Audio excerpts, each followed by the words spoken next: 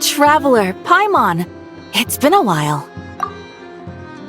As it happens, there is a letter here for you. One moment. Here.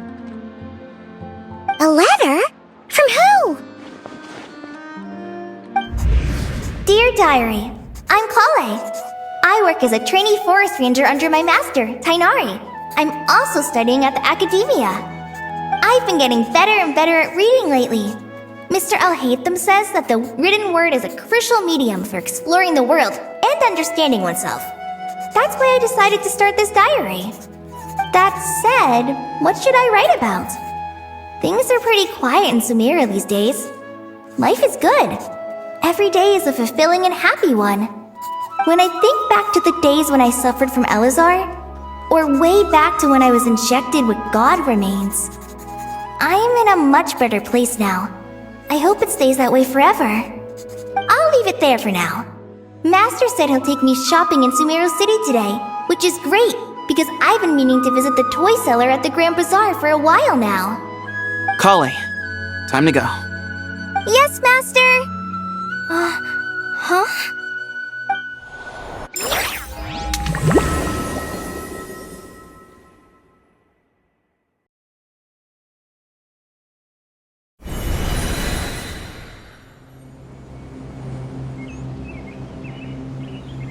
What's wrong, Kale?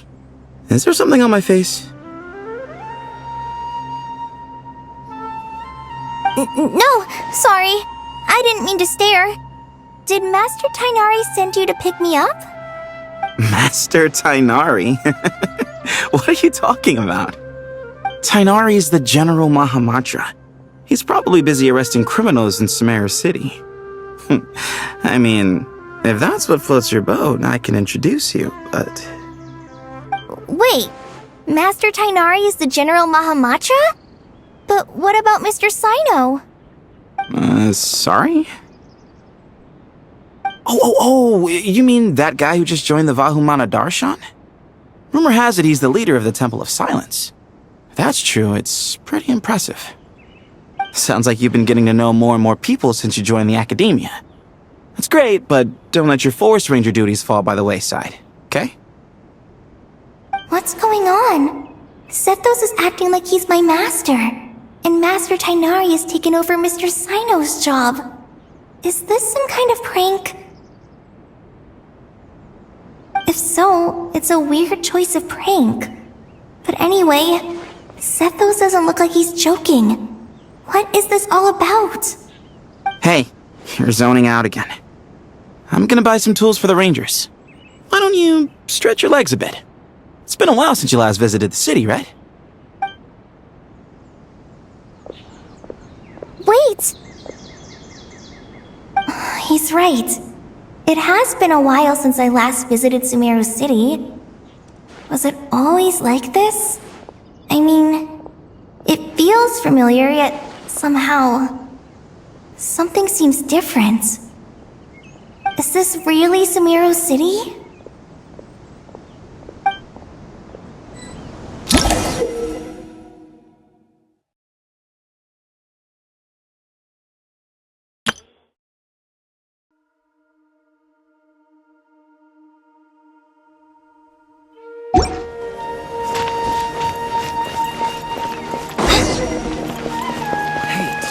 Just walk by. Would you like some fruit? It takes courage to maintain. How will I ever save enough money to buy that custom-made app? I heard that sage disappears without a... Lord Kabe Bay, did you get a chance to review this month's accounts? Any feedback?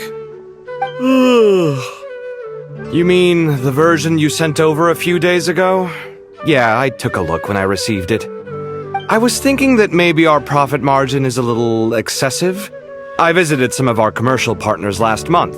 Their earnings are very slim. Are you suggesting that we give up some of our profits for them? Well, since we have more than we need, yes.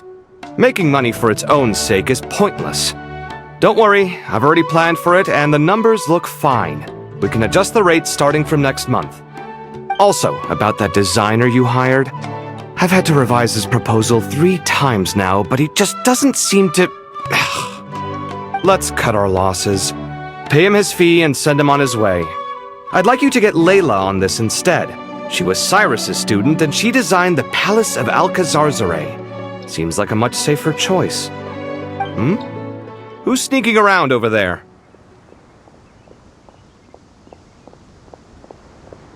Mr. Kaveh?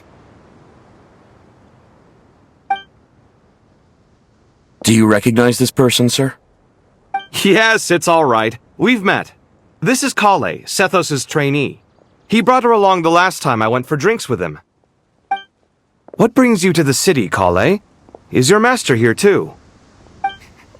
No, this is all wrong! Why is Mr. Kaveh saying that too?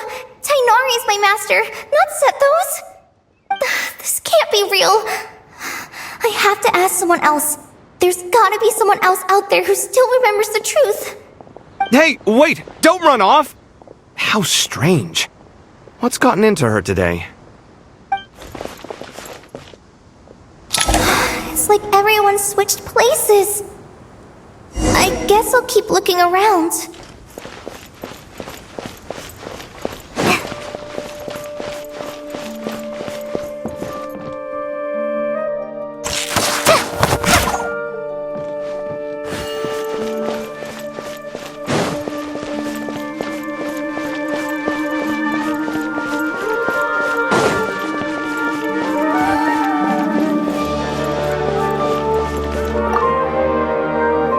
Bud, can I ask you a favor? Is that alright if I borrow your thesis? Don't worry, I'm not gonna copy your work. I just need it as a reference. I guess that's okay. But if our theses end up sounding too similar, it's gonna be easy for them to spot. Yeah, trust me, plagiarism's the last thing on my mind. The only reason I ask is it's been really hard to get my hands on any reference material lately. Why don't you go ask the Grand Conservator? Candace should be able to find you what you need. She's super friendly. I'm sure she'll be happy to help. Really? I'd always assumed she'd be tough to negotiate with. Fair enough. I'll try my luck at the House of Dana later then.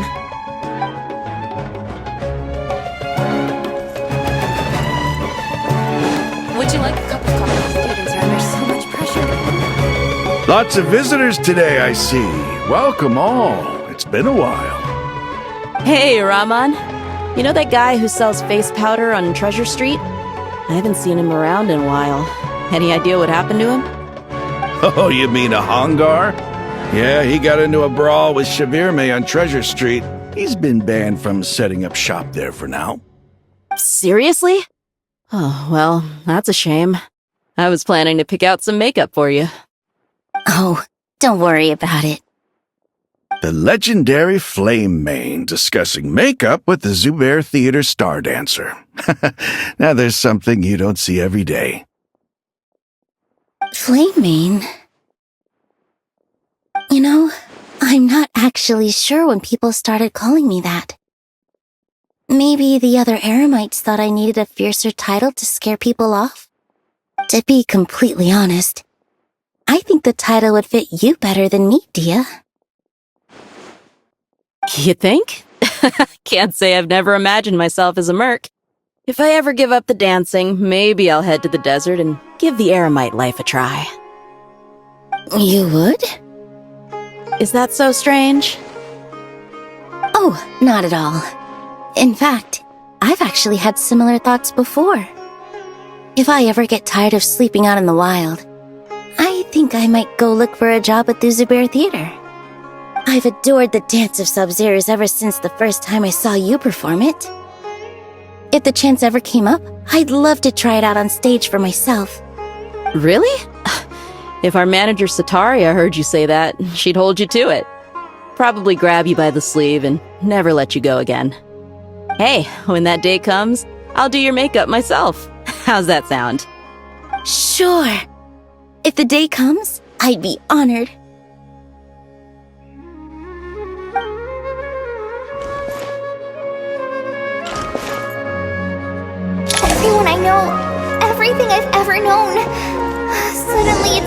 all a jumbled mess. The question is, who's right? Them or me? My head feels so heavy. I can't think straight. Hi, Mr. Sino.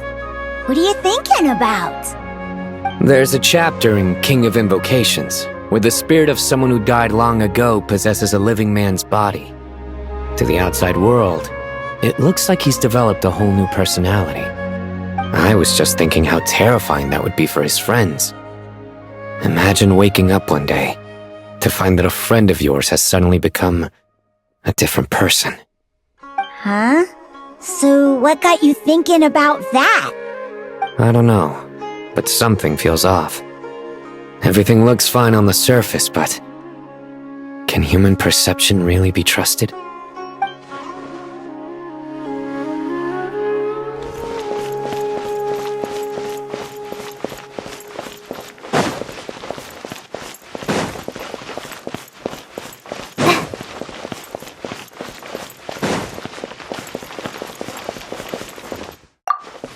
Alright, not a single Mora short. That covers you for this month's rent. What a relief. I was worried the design fees I received this month wouldn't be enough. Well, next time, don't fret. Just let me know and I'll give you a few days' grace. We've known each other long enough for that. Anyway, how are you settling in? I couldn't help but notice that you're staying up late quite often. Yeah, I can't explain it. I just feel more inspired at night. Once I get in the zone, I can race through a whole bunch of drafts, no problem. But what about you? I keep hearing you sighing these days. Is everything okay? Well, it's just... Don't you think this house is a little small? I guess I should be used to it after living here for so many years. But for some reason, I've been feeling claustrophobic recently.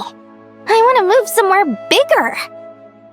Once I've made enough Mora, I'm gonna buy a huge new house. As big as... at least as big as the Palace of Alcazarzaray. That sounds really expensive. True. I'll never be able to afford it on a scribe's salary alone. I need to find another way.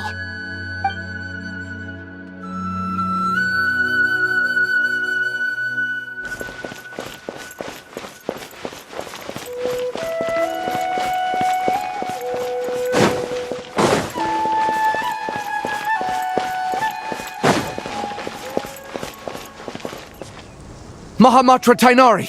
We've apprehended the suspect! They say that the fool is prone to blind faith, but the wise man is not immune to it either. Suraj, do you have anything to say in your defense? Tainari, you were the one who turned the sages against me. Just a few words of caution from you was all it took to destroy my research. And now you're trying to stop me again? You should know that mechanical life is the future! We must cast aside our useless flesh and... That's enough. I'm not in the mood to listen to your lunacy. Anyone could tell you how amateur your work is. Karina, Ilias, put him somewhere safely out of the way. Yes, sir. Next on the agenda is... Master? What is it? Wait. Did Professor Zahahadi send you? She's been encouraging me to take on an apprentice. Might be getting a bit ahead of herself there, though. No, Master! It's me! Kale! Listen to me. Something really weird is going on in Sumeru City. It's like everyone's identities have switched around. You're not the General Mahamatra. You're a Forest Watcher. Just yesterday, we agreed to come to Sumeru City today to go shopping together, and... Alright, there's no rush. Let's back up a little. Your name is Kale, correct?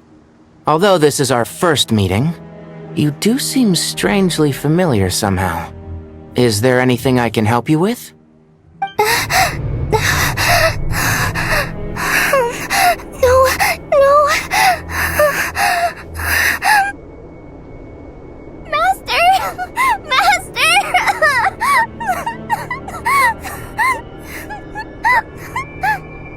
What is it?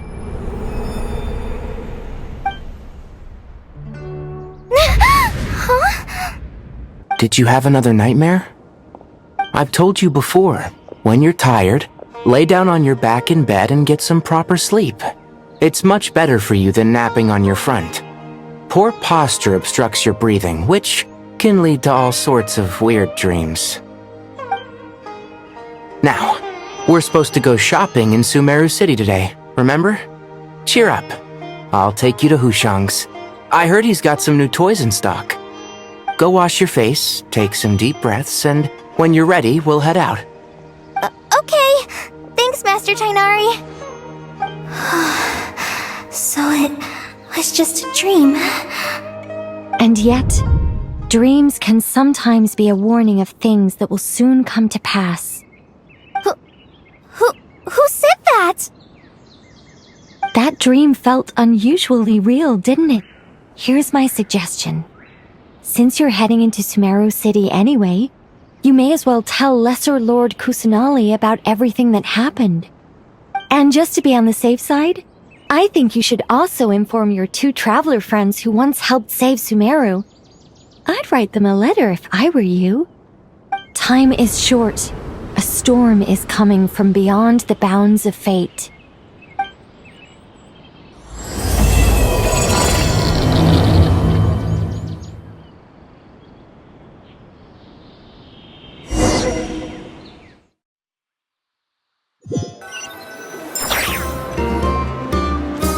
What a strange situation. No wonder Kale was in such a rush to write us a letter. Imagine waking up one day to find that everything around you has changed. You might not even recognize Paimon anymore. Oh, that's a scary thought. Let's get to Sumeru and find out what the heck is going on.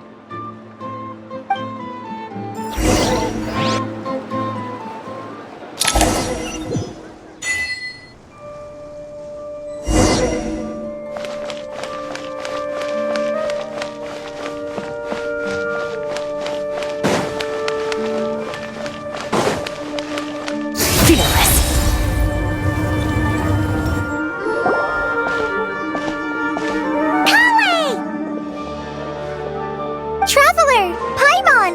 Thank goodness! I'm so glad you made it! Of course! We won't let anything happen to you, Kale. So, what's going on in Sumeru City? Looks like lots of people are moving or something. Yeah, I was just gonna say. After I wrote my letter, Master and I went to Sumeru City and told the Dendro Archon everything that I experienced, from start to finish. She was silent at first. It seemed like she was deep in thought.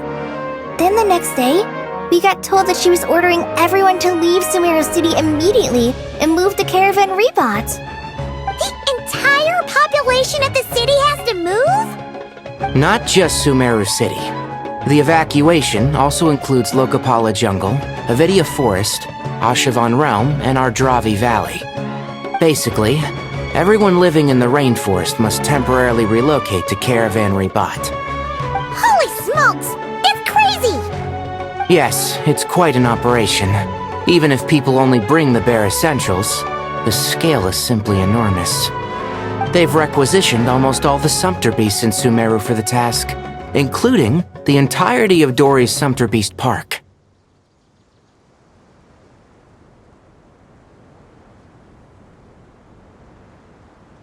The Dendro Archon said that what Kale experienced was not a dream, but a warning.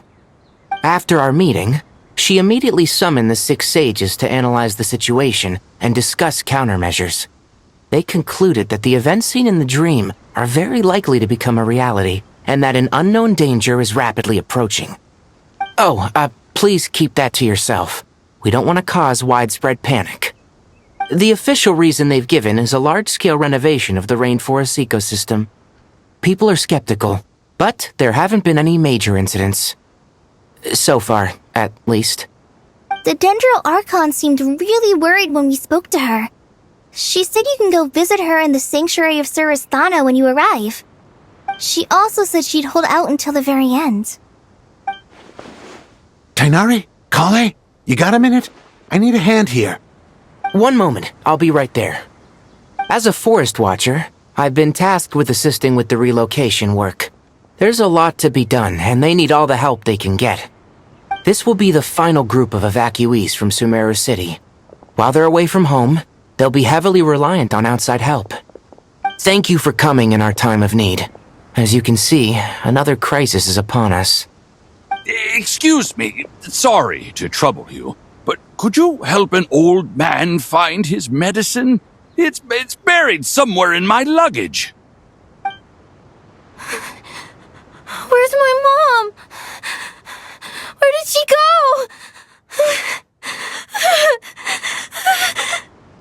go? Don't worry, it'll be okay. Those items are worth a small fortune. Make sure you store them somewhere safe. You understand?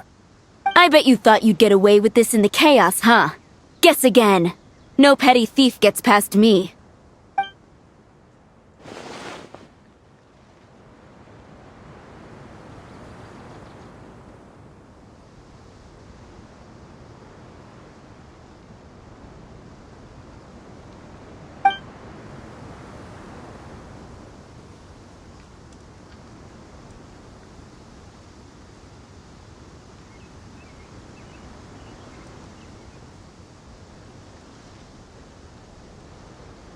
We should go help the evacuees.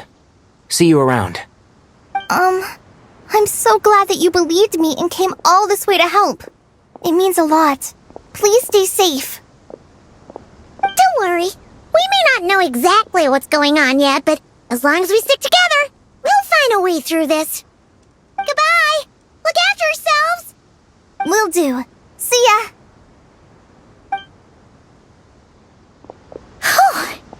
Paimon's not sure how she found the words to comfort Kale because, honestly, she's kind of nervous herself.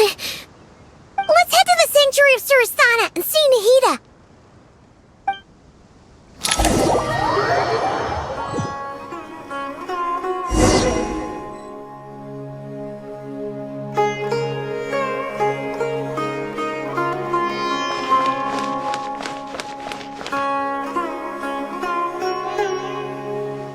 Who goes there?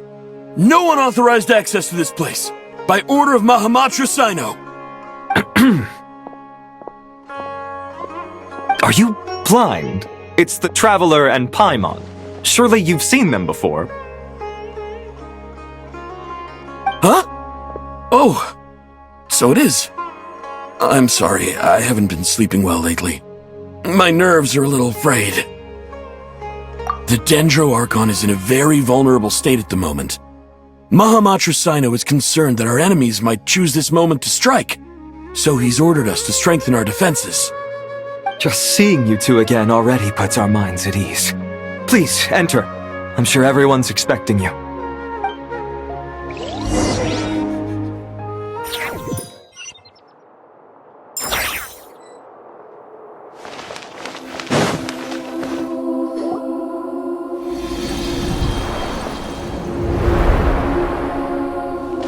Traveler, Paimon, you made it. Aha! Perfect timing. Reliable helpers like you are just what we need right now. Oh, it's good to see everyone again. Kale gave us a rough idea of what's going on, but we still have a lot of questions. What kind of danger is Sumeru City in exactly? And how come everyone has to move to Caravan Rebot? At this stage, we can't be certain. We're investigating, but no definitive answers yet. I take it that Kale told you about her strange dream? Yeah. Apparently, everyone in Sumeru City was acting super weird. Even you guys. It was like you'd all switched places. That's right. Kale and Tainari reported the situation to the Dendro Archon. She believes that it wasn't merely a dream, and that whatever it was has something to do with Irminsul. It's a reasonable inference. Only through Irminsul can people's memory and cognition be so significantly modified in such a short time. We don't know why Kale would dream of these things, nor who is trying to warn her. The Dendro Archon decided to connect to Irminsul to investigate more thoroughly.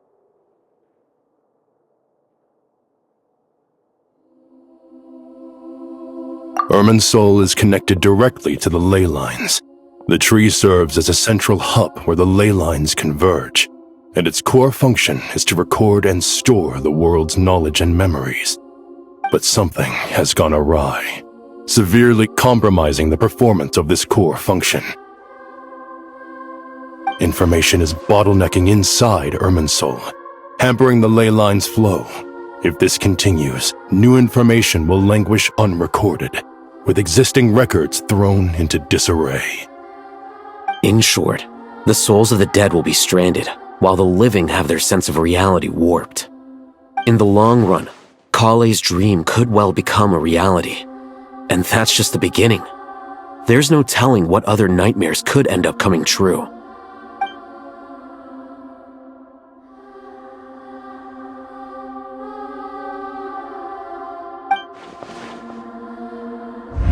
I have come this far, to use my death to open the gates of the ley lines to my people.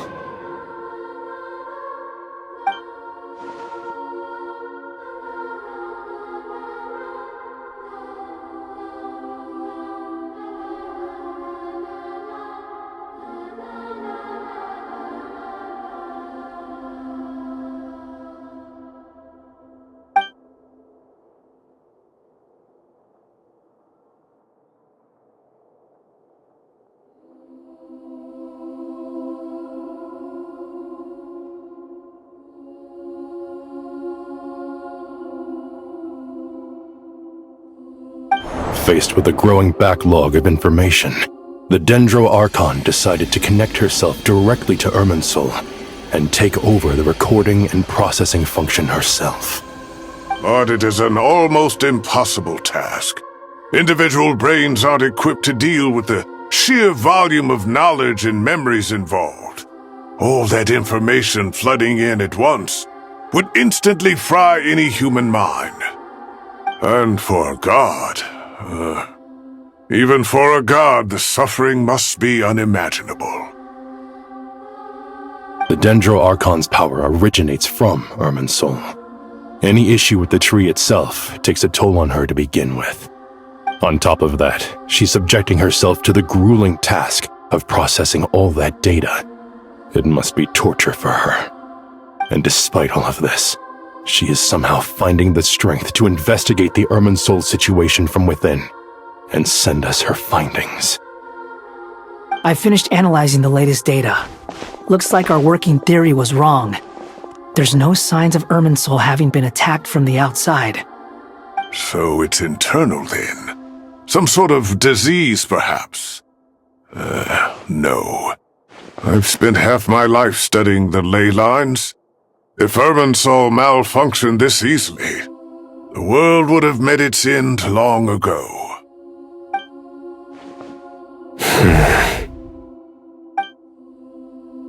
Sino?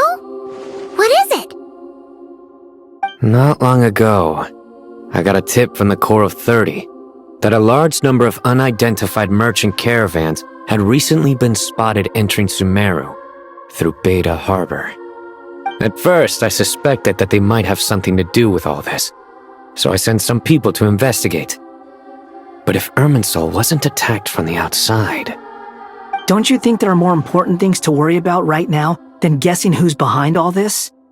It's been over 12 hours with no new intel.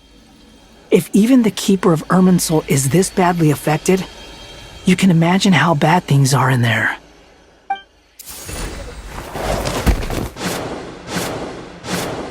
Dendro Archon!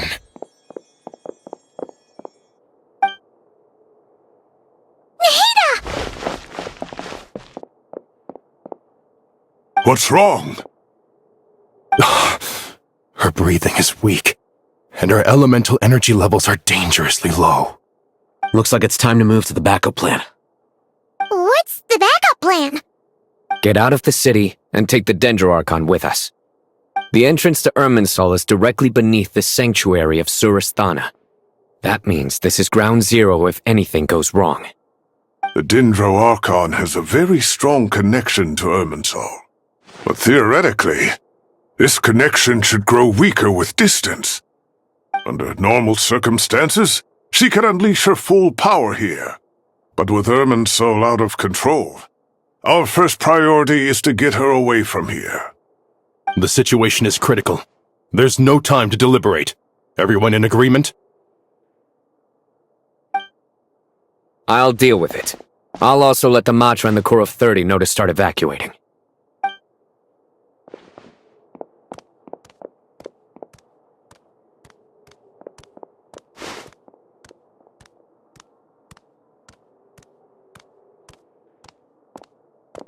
Let's go.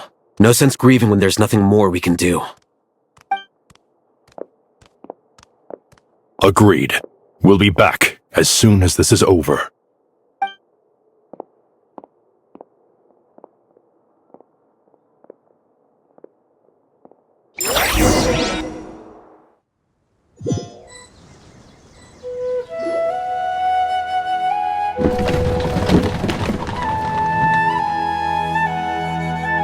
The last group of civilians has been safely evacuated. Dendro Archon's carriage will travel with them. Sino and Hat Guy will protect the convoy. With the Dendro Archon in a coma, we've lost our means of investigating the situation.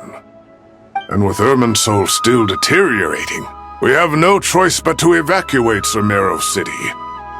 Feels as though we're being pushed along by an invisible hand. Stop moaning, Cyrus. We're the teachers here. We should be showing a little more confidence, don't you think? A wise judgment. Let's move out to Caravan Rebot.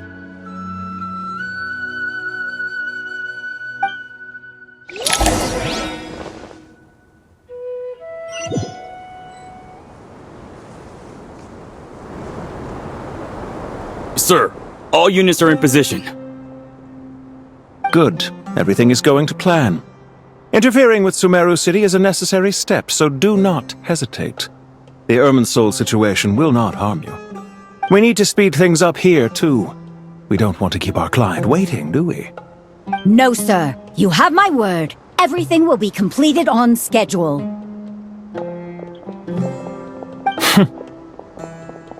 They say that fervent ambition attracts the favor of the gods, and with it, a vision. But we appear to be the exception. So, is our ambition not strong enough? Or does it threaten the very foundations of this world?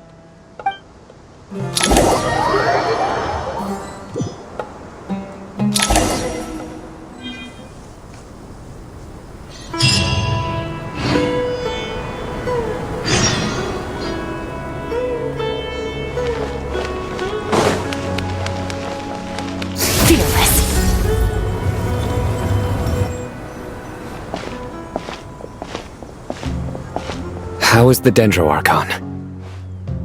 Her breathing is steady. I prepared some therapeutic incense for her, but it hasn't had much effect. Her vitals are still very weak. Based on the information you've provided, I have a working hypothesis. Her condition is partly due to Irminsoul's influence, and partly due to a physiological imbalance caused by the rapid depletion of her power. Elemental energy usually flows through the body at a relatively constant rate. The body grows accustomed to this rhythm, so when it's thrown out of balance, physical symptoms will appear. Is this similar to the ley lines? Overloading and withering both directly affect their vitality, potentially causing irreversible damage. Correct. From a biological perspective, if you overexert yourself, you pay the price with your life. The Dendro Archon is not only drained of power, but her life force is at a critically low level. Is there any way to restore her health? I know the ley lines have strong self-healing abilities. As long as any blockages or pollutions are dealt with, they can quickly regain their vitality. But what about people? Well, gods. What's their capacity for self-healing? Before we think about that, there's a bigger predicament to resolve. Restoring the Dendro Archon's power requires us to heal Irminsoul first. But that will be extremely difficult without the Dendro Archon's power. Paimon's already getting lost here.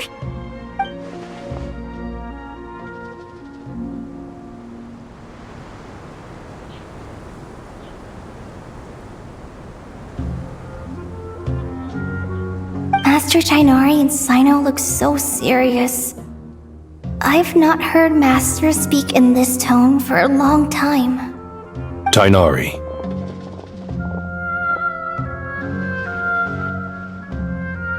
Master Nephis? Sages? Tainari, haven't seen you in ages. Have you gotten taller? Or did your ears get longer? Hopefully the former, Uncle Baladuri.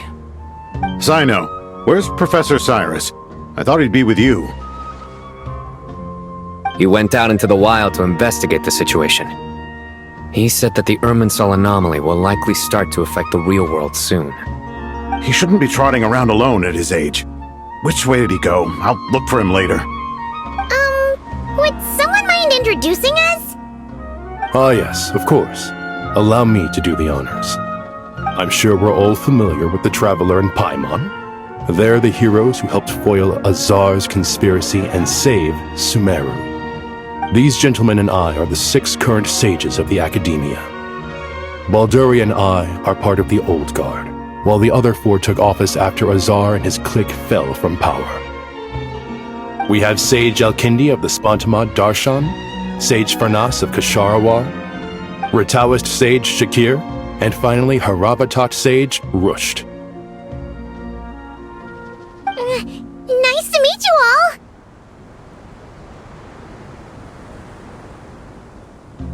all! I've heard much about you. Delighted to finally meet you in person. You're younger than I imagined for someone with the power to stand up to fate itself. Thank you for lending your aid to Sumeru once more. Once we're on the other side of this, could we get a photo together? My daughter has a friend named Isak. He's always talking about you two. Of course! No true hero would deny a child their wish. Back to business. So with the Dendro Archon currently in a coma, the people have taken temporary refuge at Caravan Rebat, but they cannot stay here forever. We need to come up with a plan as soon as possible. Farnas, any thoughts? Well, firstly, having reviewed the data, I'm inclined to agree with your assessment. This doesn't look like an attack on Irminsul from the outside. Rather, it resembles a malfunctioning machine. Calculations going haywire and sparks flying. That being said, before we consider how to fix it, we need to understand precisely what has gone wrong. Furthermore, we somehow need to ascertain this without relying on the Dendro Archon's power. We have no direct access to Irminsul. However, we might be able to gather the information we need from the ley lines. Study the branches to learn about the trunk, in other words.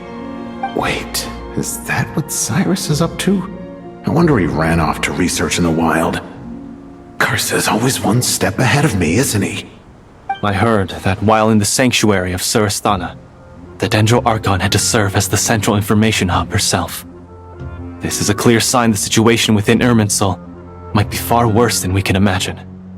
Irminsul is vital not just to the safety of Sumeru, but to all of Teyvat. We must be the ones to bear responsibility for this world. To be on the safe side, I think we need to consider some backup plans. Are you saying we should consider a scenario in which Irminsul is completely destroyed? I'm merely pointing out that the possibility exists. You have a valid point. But until worst comes to worst, I believe we should focus our efforts on resolving the Irminsul anomaly and helping it recover. Kale, I understand that you were the first to foresee this crisis. If it's all right, I'd like to talk with you about it in more detail. Of course, but even I don't know how I came to have that dream. If there are no signs of external damage, could it be a stress fracture? Metals tend to suffer from this issue with long-term use, and Irminsul has existed for centuries, after all. It's possible, but surely a stress fracture would be more likely to cause a complete shutdown rather than chaos.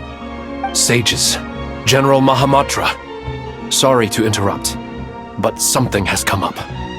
What happened? Some citizens didn't believe that Sumeru City was really in any danger. They slipped away and hid during the relocation, intending to return home. How many people are we talking? About a dozen. Sakura found them while on patrol, but they appeared to be suffering from psychosis. For whatever reason, they were trying to kill each other. By the time we arrived, there were only 2 survivors. One was unconscious from their injuries. The other tried to attack us, but was subdued.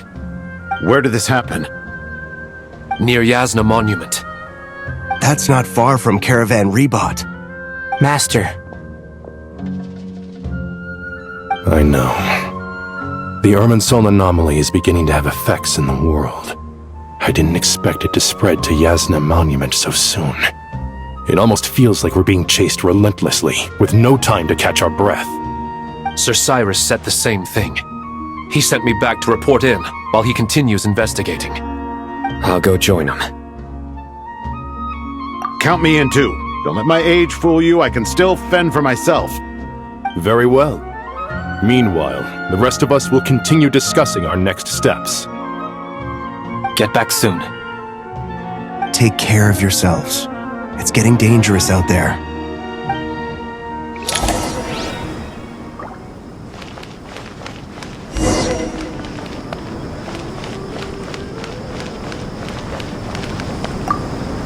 Thank you for everything, Tainari. Don't worry about me. I'm fine. But if you don't mind me saying so, Master, you're looking a little nervous yourself. I only just got appointed as Grand Sage, and now this happens. It's quite overwhelming. Looking back now, I don't think I handled the situation with Azar very well at all. Yes, I protested, but I went about it the wrong way. Instead of helping, I just ended up getting locked away. Now that I'm the Grand Sage, I have to be responsible for everyone's lives, including the dozen or so who fled to Yasna Monument. I can't help but blame myself for their deaths. It's only natural that you want to do the best job you can, but Master, we both know perfection is impossible. You're right. We may well be heading into the desert before long. Feeling up to it? We left in such a hurry that I didn't bring any sun lotion, but I'm sure I can make some from local ingredients here. That was a big part of my graduation thesis, after all. Still remember? Of course, like it was yesterday. I remember asking you if you'd like to stay and teach, but you turned me down without a moment's consideration. Anyone else would fight tooth and nail for the chance to research by my side, but you couldn't get out the door fast enough. Weren't you afraid I'd hold up your thesis and stop you from graduating? If you'd pulled a move like that, I would have reported you to the Matra right away. You wouldn't give me a second chance? What about the bond between mentor and student? No, Master. I would not sit by and watch you go astray. Very good. Then I taught you well.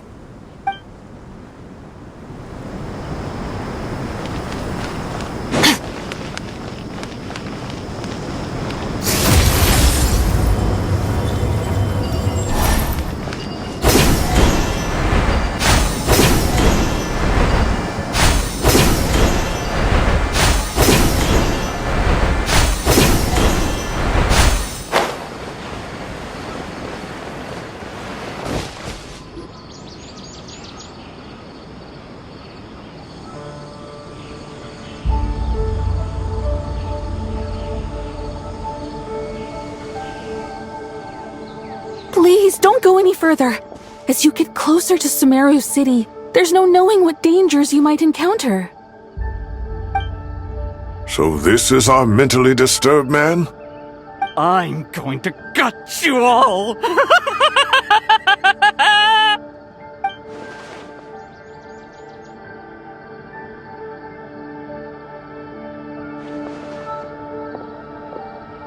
Cyrus, you didn't even bring a single guard? Do you think you're some sort of warrior?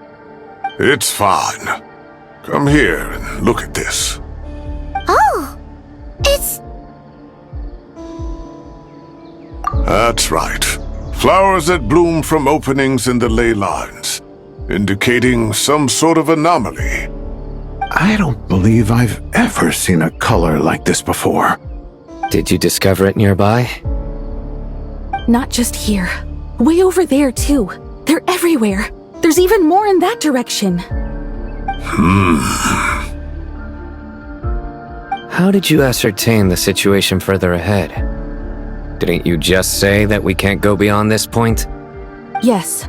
This area is relatively safe so far, but if you continue forward, delusions will start afflicting your mind. However, some vision-bearing mercenaries were able to maintain their sanity a little better. They're the ones who brought back news from further afield. Sino, do you remember the class I taught on dissecting leyline blossoms? I do, Professor. I received full marks in that course. Good. After all these years, it's time to put that knowledge into practice. There must be anomalous information hidden within these blossoms. Alkindi, I'll need your help as well. Been a while since we worked on a project together, hasn't it? Sure has. Well, what are we waiting for? Let's get to work. Anything we can do to help?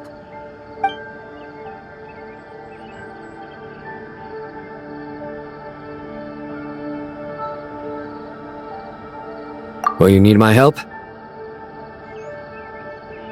All right, well, don't go too far. There's too many unknowns at this stage. Let's regroup at Caravan Rebot later. Don't worry if you don't show up. I'll come and find you.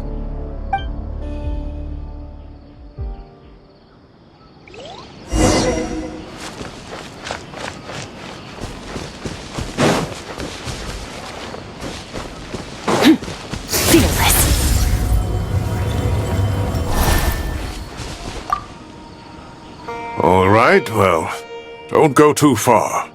There's too many unknowns at this stage. Let's regroup at Caravan Rebot later. Don't worry if you don't show up. I'll come and find you.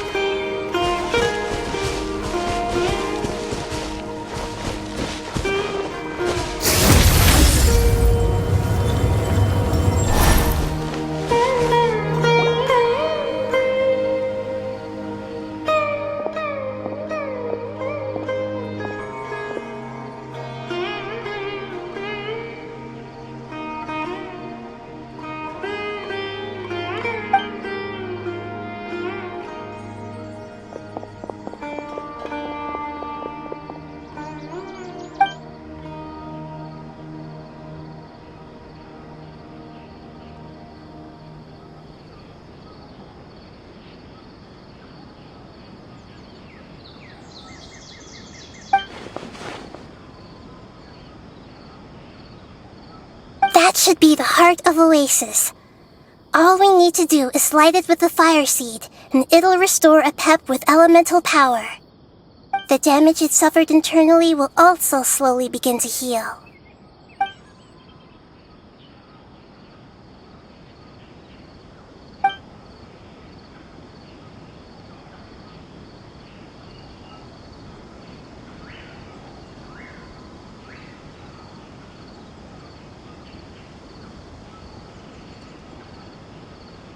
What is it? You thought of something? Really? Then let's get back and tell the others!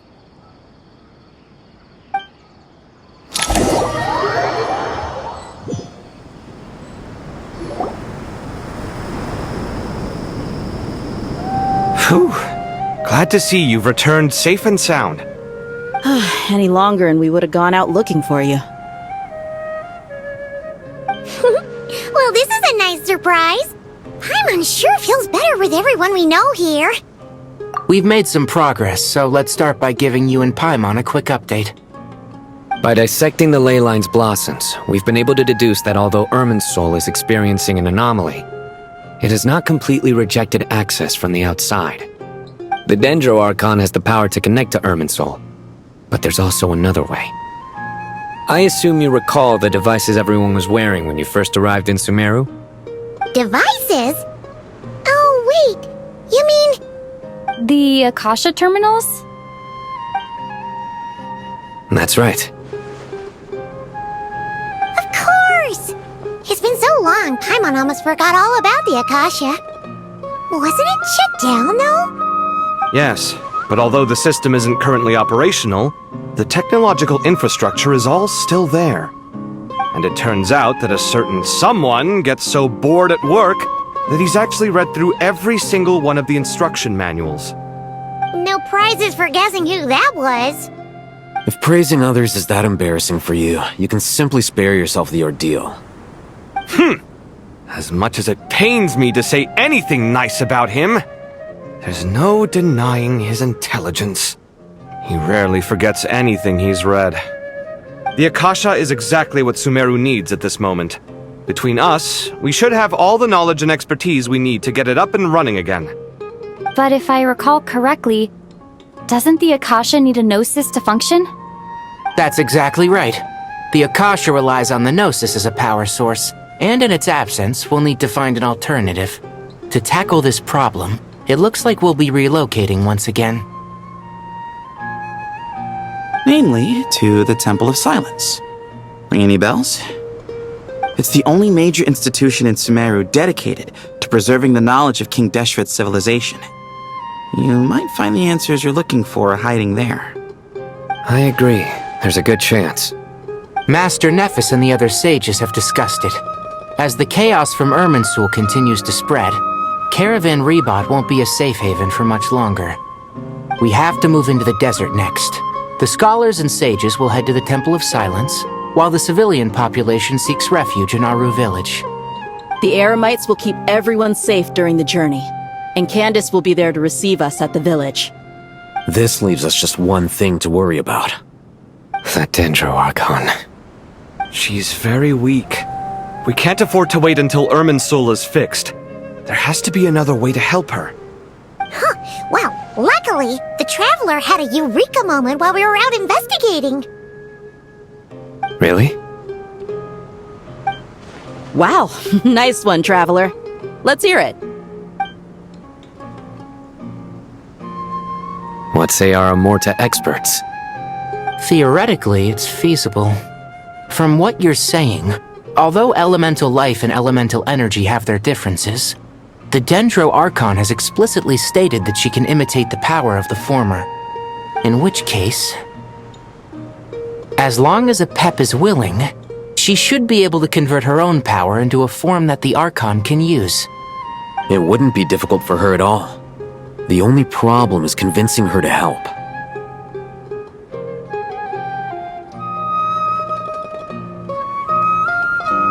Yeah! Even though she wasn't exactly friendly the last time we met, she didn't refuse to talk with us. When she realizes the danger that Nahida is in, surely she won't turn a blind eye to it. Well, hopefully not. Either way, we're not exactly spoiled for choice here. Hey, it's better than having no options at all. I agree. Without Irminsul's aid, the legendary Dendro Dragon Apep may well be the only living thing in Sumeru who can help our Archon recover her power. There's no time to lose. I'll bring this proposal to Master right away. If he and the other sages agree, we'll split into 3 teams. The academics will go to the Temple of Silence to look for a solution to the Akasha problem. The Eremites will escort the civilians safely to Aru village, and the Traveler and Paimon will take the Dendro Archon to see Apep. There's still a long road ahead, and no knowing if we'll make it. But at least we have a direction now. I'll take it over floundering around in confusion. If there are no objections, then let's proceed. But before we adjourn, I would like to leave you all with some parting words. No matter the distance between us, there will always be an invisible force tying us together. May the bonds forged in the past shine bright like stars and open a new path before our feet. Huh. Is that from King of Invocations? No.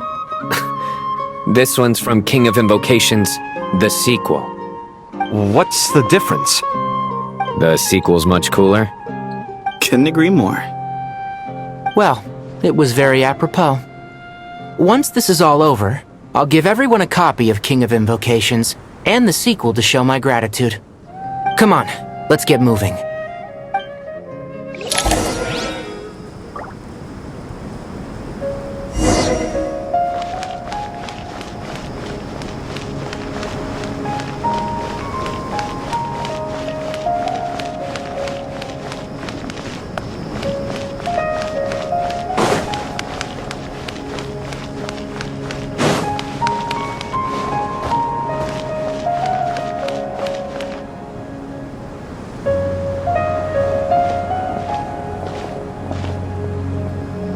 Tainari has brought me up to speed.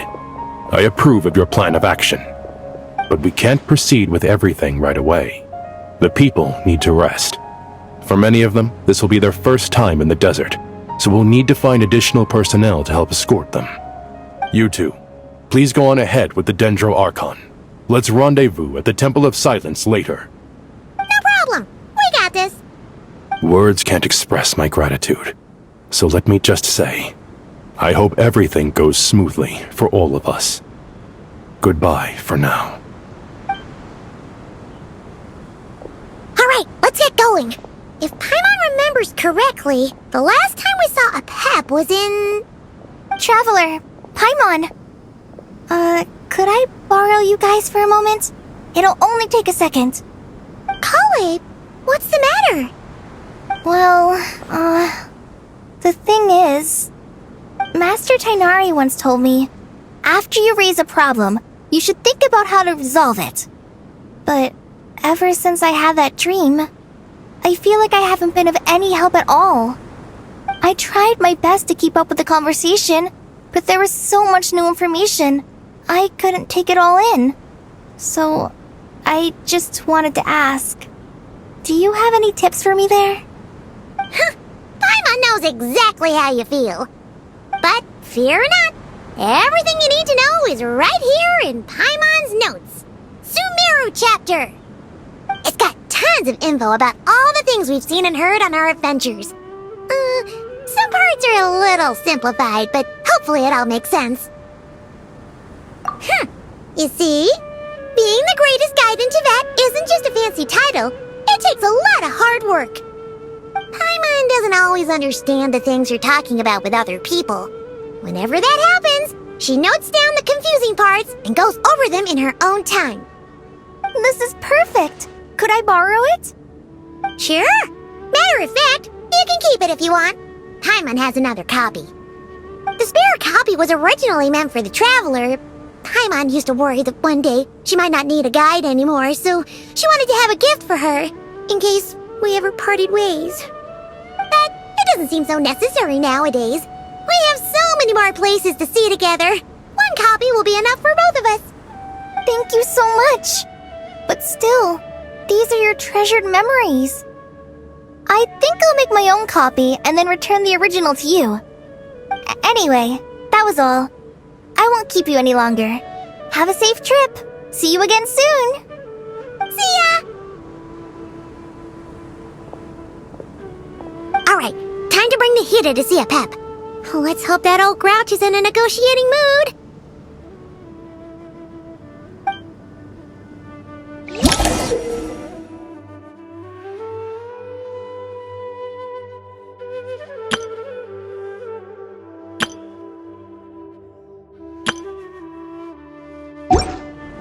Hey, here's a thought. If we brought Nervalet along, do you think he could help us persuade a Pep to help? Actually, never mind. In a Pep size, Nervalet's probably one of those dragons who's grown too close to humankind. They might end up fighting for all we know.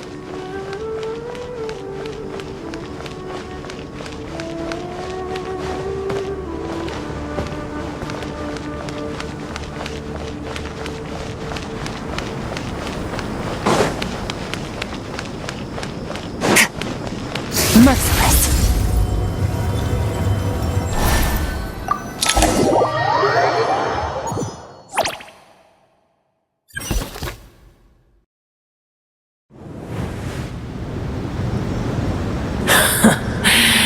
I had a feeling your kind might come calling. The ley lines are in disarray. Something has gone wrong with Irminsul, yes.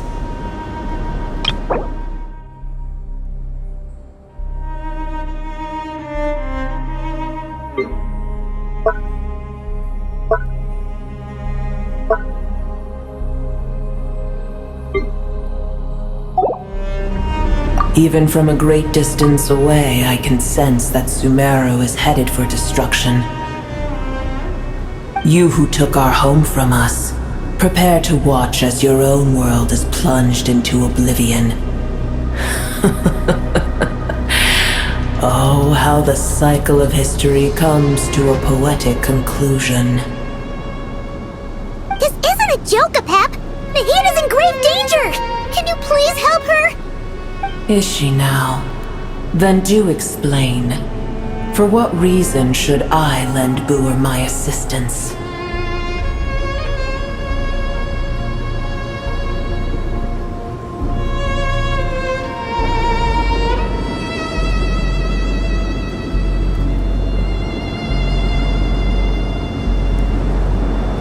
Be not mistaken.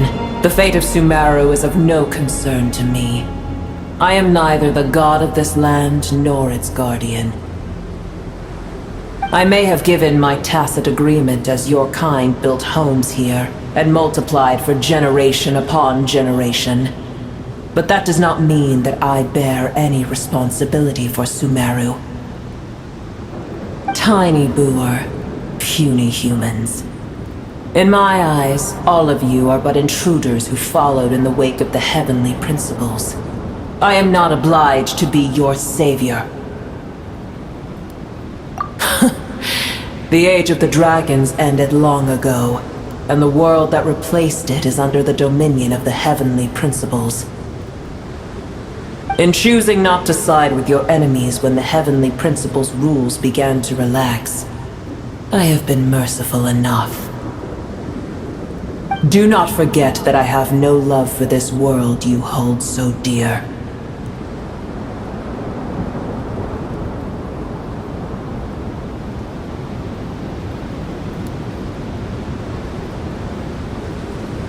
Be not mistaken. The fate of Sumeru is of no concern to me. I am neither the god of this land nor its guardian. I may have given my tacit agreement as your kind built homes here and multiplied for generation upon generation. But that does not mean that I bear any responsibility for Sumeru. Tiny Boer, puny humans. In my eyes, all of you are but intruders who followed in the wake of the heavenly principles. I am not obliged to be your savior.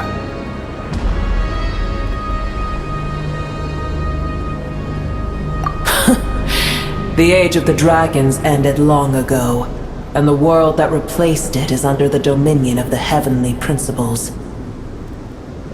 In choosing not to side with your enemies when the heavenly principles' rules began to relax, I have been merciful enough.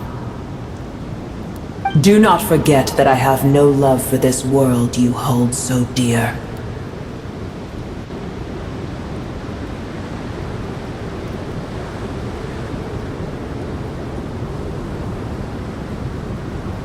Be not mistaken. The fate of Sumeru is of no concern to me. I am neither the god of this land nor its guardian.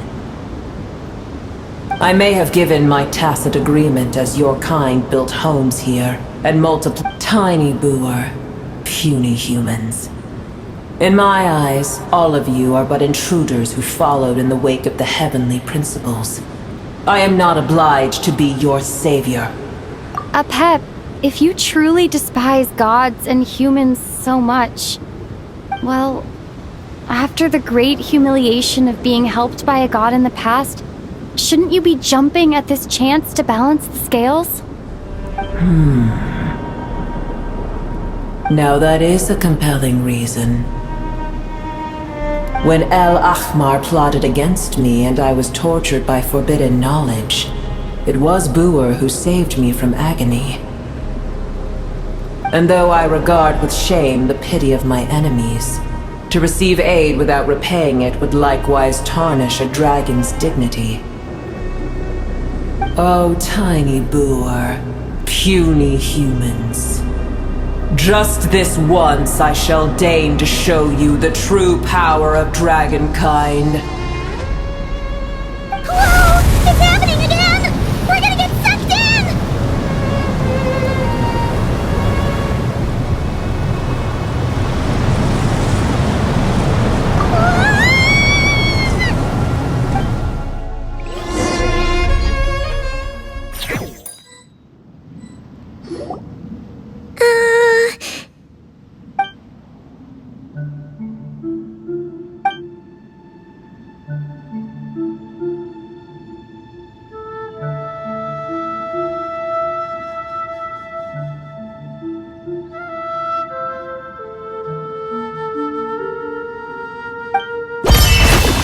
It is done. The heart of Oasis is supplying her with life force as we speak. It shall not be long before she recovers. But I should warn you, Booer's existence is closely intertwined with Irminsul. Unless the issues plaguing it are resolved, she will never completely recover her former strength. Oh, thank you. Spare me your words of gratitude.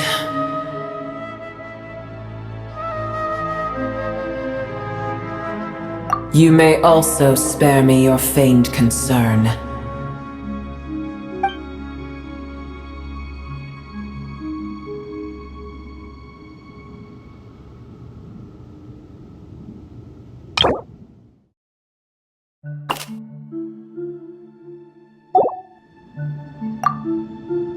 A dragon's sovereign's power is far greater than you can imagine. While I was indeed weakened when the heart of Oasis ran dry, providing Tiny Booer with a morsel of my life force shall have little consequence for me. Oh, good to hear.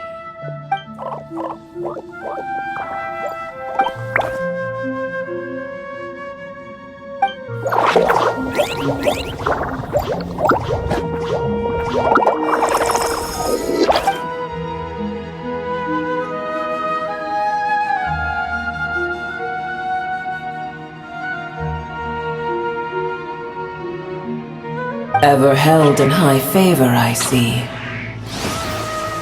Oh, well, you know. The compliment was sincere. Simply accept it.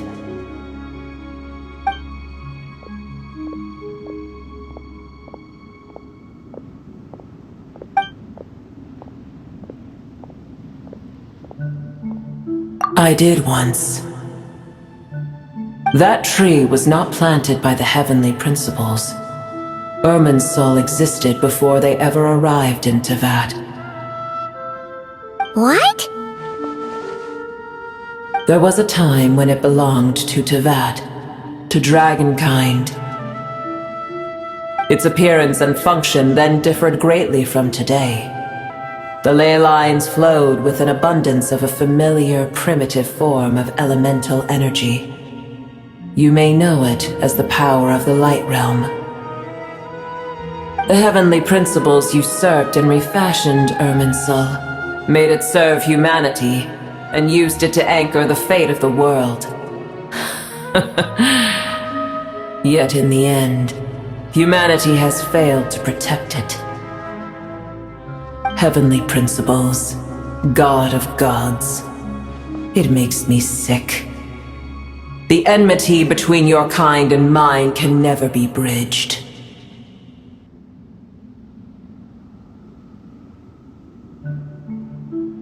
As things stand today, holding a grudge against you would serve no purpose. But there will come a day when we reclaim this world for ourselves. The opportunity will arise no matter how long we must wait.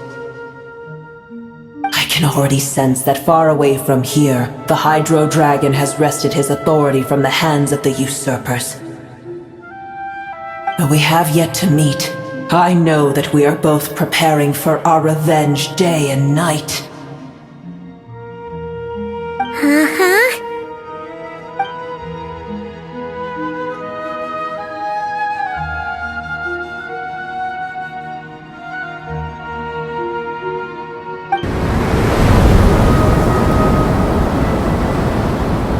I hear a great disturbance out there. Huh? What is it? Sandstorms come. The Jinn. I see. Another calamity approaches. You both seem restless. Let us part ways here. Booer is safe with me. Once she has recovered, I shall return her to your side. Oh, thanks again. Take care, alright? I told you already I have no need of your feigned concern.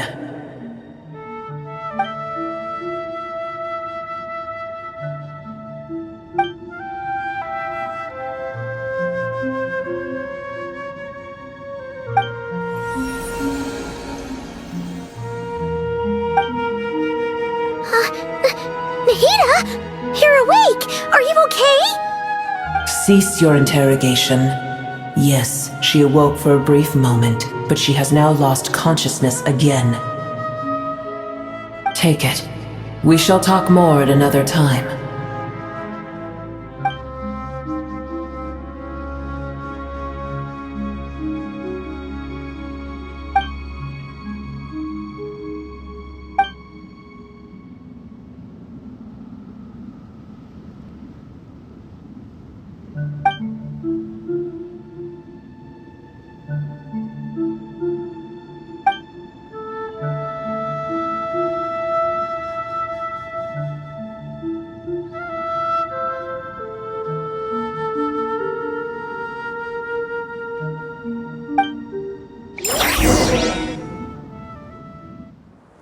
Where the heck are we? Did you just dump us in the middle of nowhere? Wait. No. Paimon remembers now. The Temple of Silence is over that way. Come on, let's go find the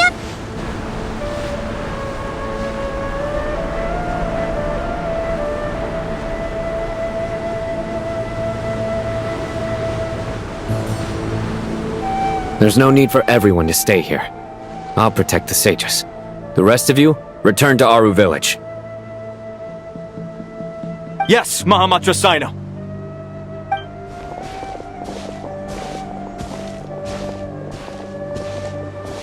Sino! What's going on? You're back. How is the Dendro Archon?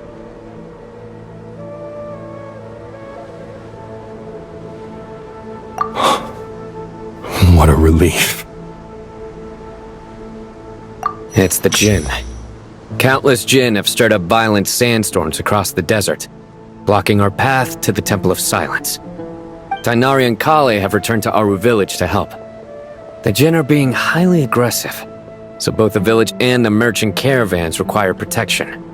It's just one thing after another. Where did all of them come from anyway? In all my trips to the desert, I've never seen anything like this before. As I see it, the only possible candidate is Gurabad. Gurabad?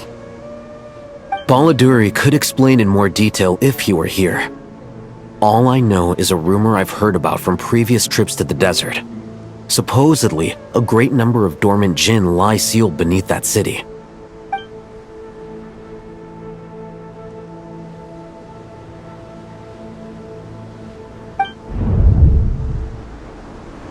Gurabad is, for me, a fated land. I must therefore return back to this city, where my destiny awaits me still. My master, I am sorry that I couldn't stay by your side for long, and that I could not have more time to get familiar with you. Lailapar. Yeah, we once said goodbye to a friend there. Well, maybe not a friend exactly, but someone we met on the road anyway. She was a strange bottle. If we can find a way to wake her up, maybe she can help solve the situation in Gurabad. Well, be careful. You may find there's more than just the Jinn to worry about. You mean, there are other dangers in Gurabad? It's a sensible assumption to make. The moment we arrived in Caravan Rebad, the Irminsul anomaly started spreading in that direction. Now we've moved to the desert, and suddenly we're plagued by Jinn and sandstorms. To call it a coincidence would be a stretch. Don't worry, we've gotten a lot stronger since our last stint in Sumeru.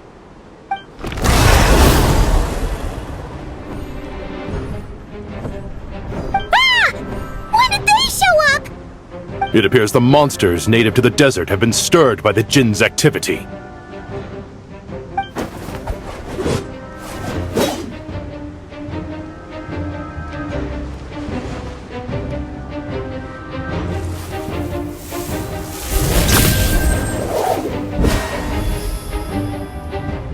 You should get going. We'll take care of things here.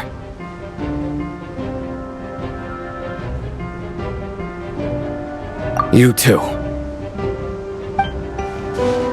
Don't do anything too risky. You got it?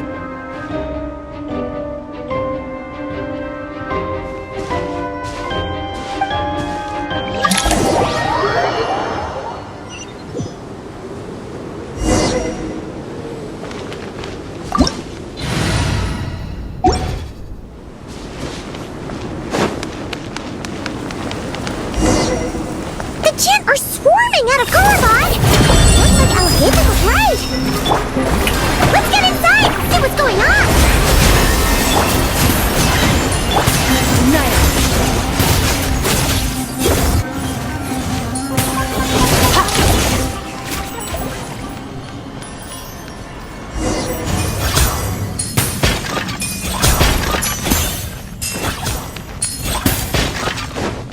They just keep coming! How many of these things are there? We'll never get them all around! Let's just head further inside for now!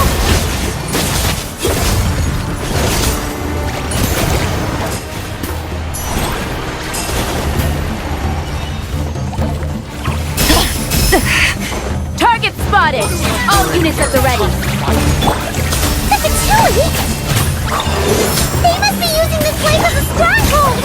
Are they the ones behind all this?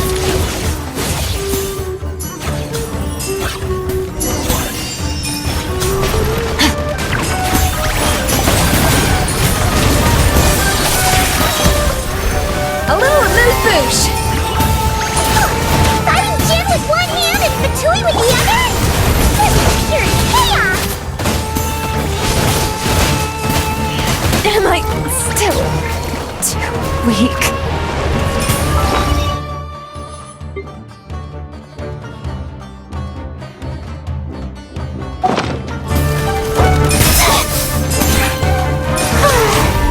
The show begins!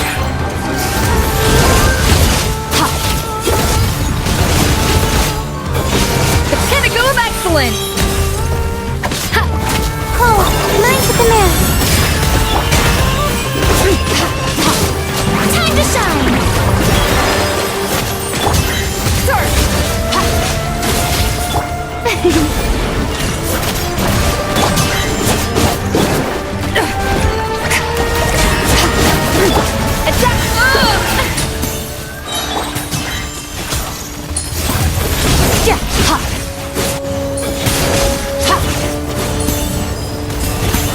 Someone else has to.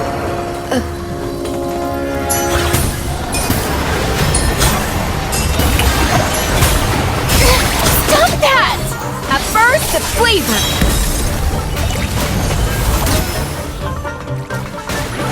A little moose.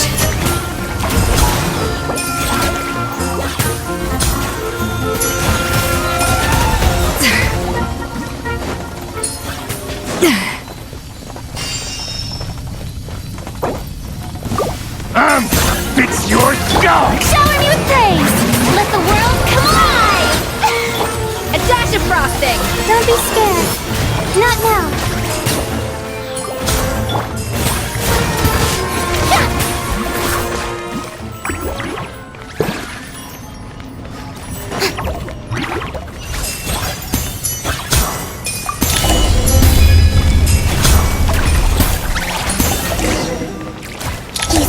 Strange machine? Paimon has a sneaking suspicion that that's the thing wrecking Gorobod and setting all those dangerous Jinn free! The target has reached the core zone. Requesting backup. Repeat, requesting backup. Backup en route! Stop her at all costs!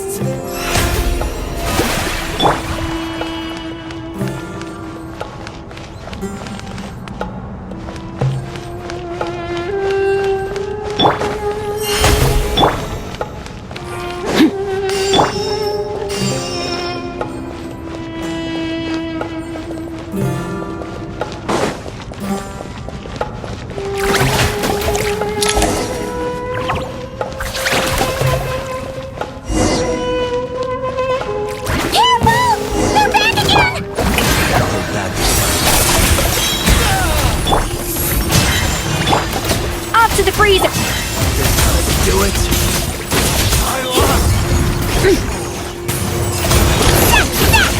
Nice one, Traveler! Let's keep going!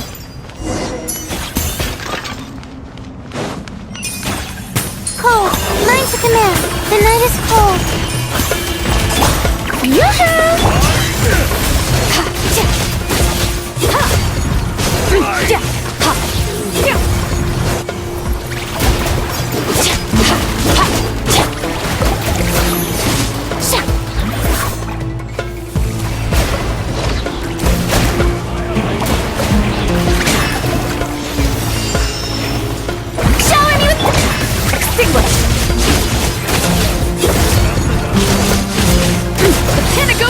discipline!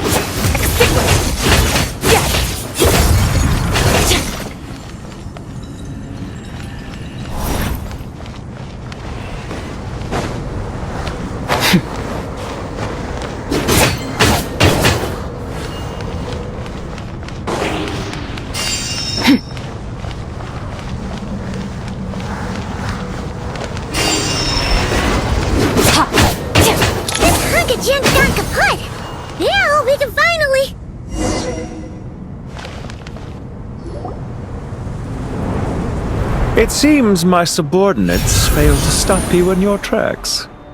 Apologies, sir. There is no need to apologize. You did well to hold your ground against such a powerful adversary for as long as you did. I must commend your courage and perseverance. So, you're in charge here, huh? First the problems with Irminsul, now this mess in Gurabad? Are you the ones responsible for all this?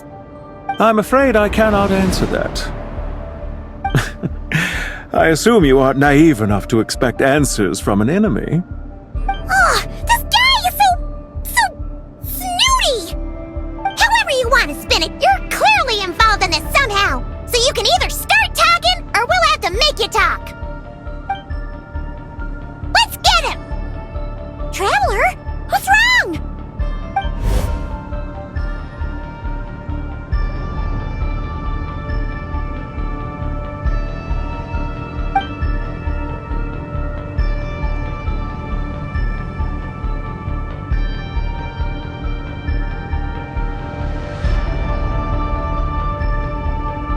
You're remarkably calm. Some would act more rashly upon finding the ringleader all alone. But you keep your cool. Even as your enemy, I must applaud you. Did you show yourself just to say that? Is this you trying to take back control of the conversation? Unfortunately, I really don't have anything to say to you. I am here merely to indulge my own curiosity. Your names are well known among the Fatui. Naturally, I wanted to observe you up close while I had the chance. Hey! Don't treat us like we're some kind of exotic animals in a zoo! Oh, I wouldn't dream of it. You seem rather predisposed to misunderstand me. I'm quite aware that you are both heroes of great renown. You have resolved crises in many nations and won countless allies along the way. I've been following your adventures with great admiration. My only regret is that the trajectory of your journey conflicts with our goals. What do you mean, admiration?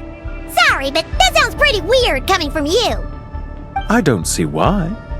We may happen to occupy opposing sides, but there is no cause for deep-seated enmity between us. To respect one's enemy is to respect oneself. Well, now that you're observing us up close, what do you see? I've observed as keenly as I can. Yet, while I endeavor to understand, your true strength remains a mystery to me. Violence is not my area of expertise either, so, you see, I would much rather converse with you like this than determine a victor with the edge of a blade. Besides, I've heard that even 3 moons in the sky fail to eclipse your brilliance. I know better than to bite off more than I can chew. 3 moons? So, you have a connection with the Harbinger, the Doctor.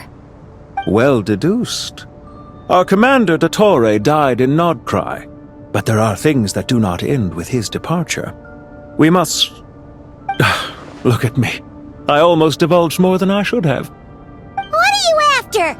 Revenge for Dottore? Or are you plotting something else? I've said quite enough, I believe. There's no point in continuing this conversation, except to say, I've noticed that you seem to know your way around here quite well. A repeated visitor to Gurabad, are we? Ugh! I'll take that as a yes. Then I'm sure you'll have heard the story of this place. The mother of the Jinn, Lilupar, and the tragic tale of her vengeance that spanned 3 generations. It was right here that Lilupar once helped the wise to ascend to the throne. But from that moment on, every king who sat upon it was corrupted by power. These degenerate rulers lost control over their nation, and with it, the right to occupy that exalted seat. What are you trying to say? I once admired you for your adventures. That is the earnest truth. But it appears to me that your journey serves ultimately to uphold the rules of this world. Are these rules truly just? Does the heavenly principles rule with wisdom or folly? And how can we be sure that the 7 who wield authority over the world will not be corrupted? Do you seriously think you're gonna convince us of anything? Convince you? I'm sure my commander already tried that. Why would I waste my breath doing the same? If a few words from a stranger were enough to make someone completely change their stance, it would only prove that they never had a firm will to begin with. I am merely stating my position, so that we might understand each other better. One's enemy in the present may not necessarily be an enemy for life. As for what game I'm playing here, I'm simply buying some time. But now I must bid you farewell. It was a wise decision not to attack me immediately. Since you did not fall for my ambush, I will now have to ask those in hiding to reveal themselves. Leave this to us, sir. Very well. I trust you to do what is necessary. Stall her while I execute the next step of the plan. Sumeru City, Irminsul. Hey! Stop right there! Don't you dare leave without explaining yourself! All units, stop them! Protect the commander! Did you hear that? He mentioned Sumeru City and Irminsul! He definitely knows something! We can't let him get away! Get rid of these pesky soldiers, quick! Rear guard to the front! Don't let them through! Get that thing in position! Here's on the loose! A dash of frosting! Hold on! Just a little longer!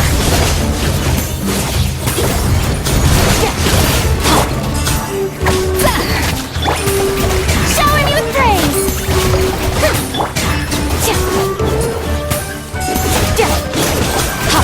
Extinguished! We finally beat them! That mysterious guy can't have gotten far! Let's catch up with him!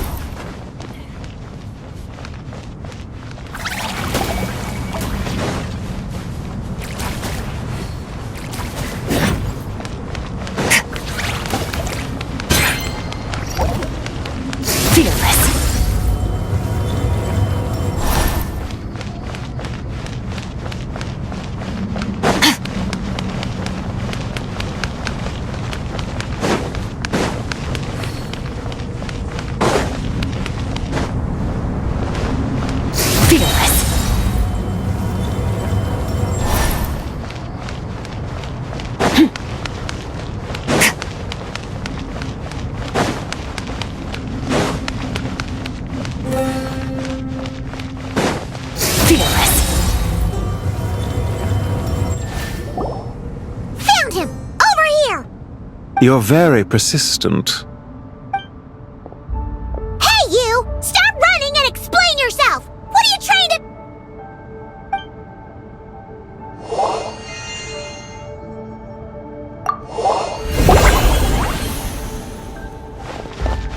What's this? Relax. A small trap like this won't be enough to hold you. The sandstorms from Gurabad will die down soon enough, but this small window of time was all we needed to launch the next phase of our plan.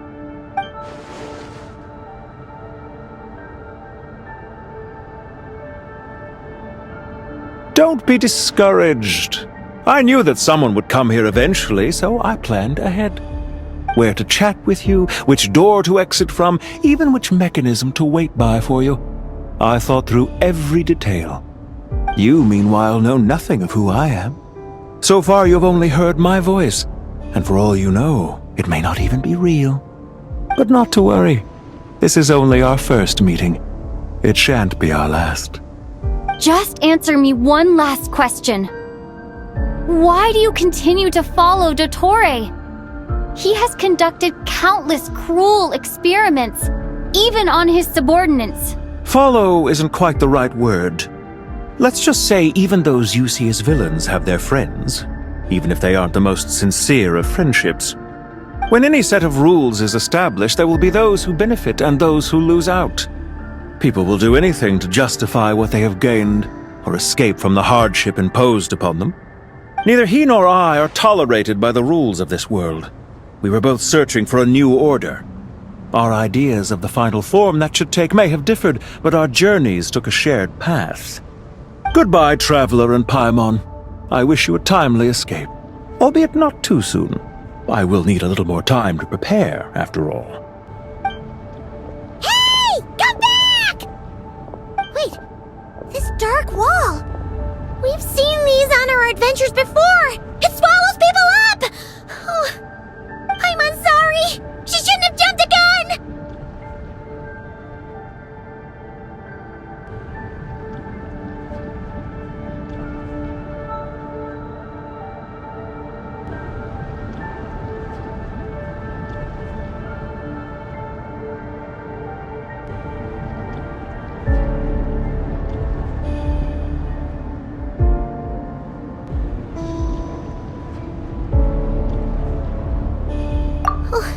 Okay. He may have fooled us this time, but we'll get it back!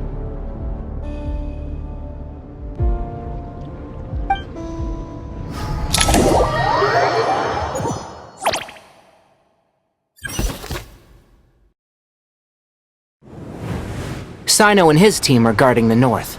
We'll take this side. There's so many Jin! We can't let them get into Aru Village! Don't fret. I am well prepared for this situation. Huh. So you have a solution? Perhaps you're unaware that I have a trusty genie partner of my own, Plumpy. If I send her to negotiate with the others, this whole thing will be resolved before you can say Mora. Off you go, Plumpy.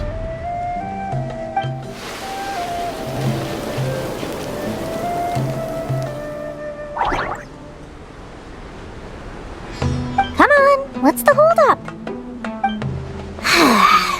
5,000 Mora. 20,000 Mora.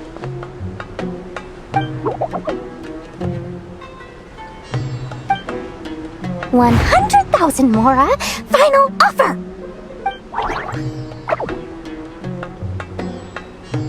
Ah, so she's a hired partner.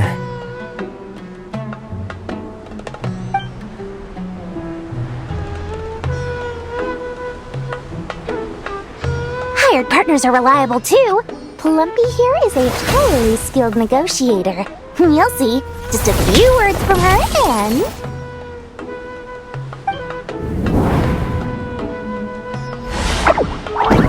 Plumpy! Don't you Jin have any respect for the rules? This was supposed to be a negotiation! How dare you treat my messenger like this? You wanna play rough? Two can play at that game!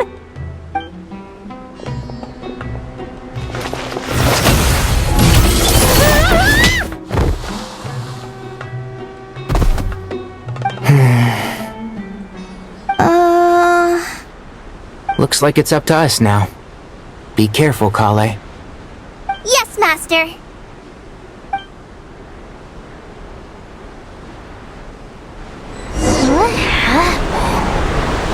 How did I pass out? Never mind.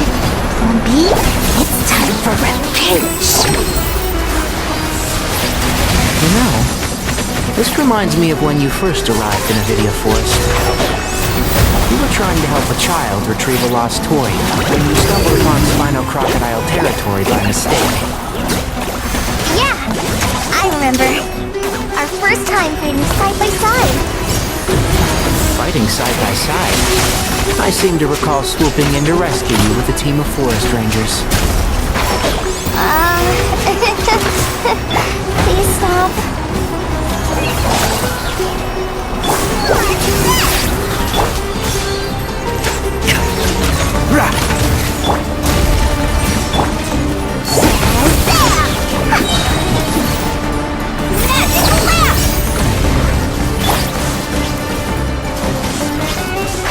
Can't see? Let's nip that in the bud.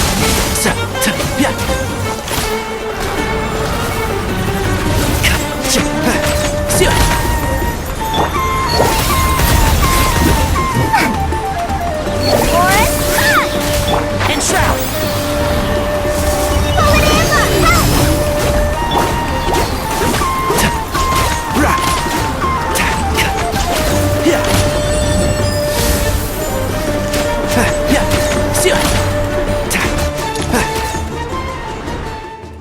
There's too many of them!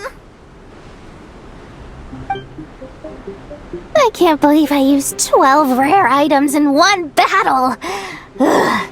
I shudder to think how this is going to affect this month's accounts. The sight of that glaring deficit might be more than my poor heart can take. Tainari, how's the situation on your end? We held the line, though it was a close call. But it looks like they're preparing for another attack. Has something happened? They've breached our defenses in the south. The Jinn are pouring in. We're moving the villages to the north as we speak. We're hemmed in. This is getting precarious. Our margin for error just got a lot smaller. That's why we wanted to confirm your status. We need to consider our next move carefully. Bad news! Another line of defense has been breached. Kale, go with them and assess the situation. Dory and I will hold the line here. But Master! Even with 3 of us, we barely managed to. This is not a discussion, Kale. Don't worry about us. She clearly still has plenty of tricks left up her sleeve. Wait, you can't pin all your hopes on me? Oh, great. I've almost run out of the things I brought with me, and the rest is back at the caravan. I should be able to hold out for a little longer, but still... Master! Need any help? Huh? What is it, Kale? If things continue like this, it won't be long before Aru village is overrun by Jinn, and the sandstorms are sure to follow in their wake. I do have a plan, but I can't guarantee it will work. I don't care, whoever you are. Please just help us. The only one who can help is you. I am merely here to guide you along the correct path.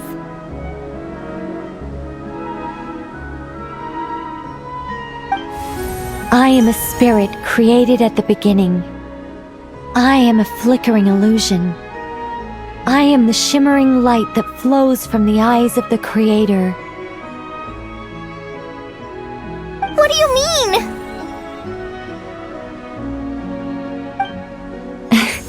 It doesn't matter. You don't need to understand it. Just repeat after me, one line at a time.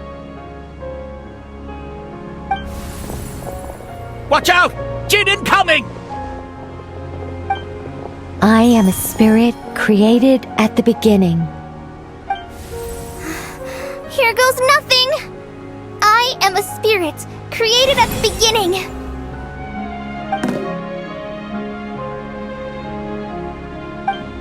I am a flickering illusion. I am a flickering illusion.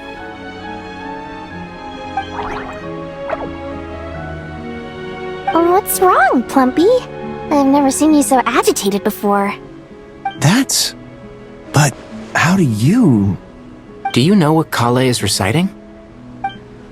I am the shimmering light that flows from the eyes of the Creator.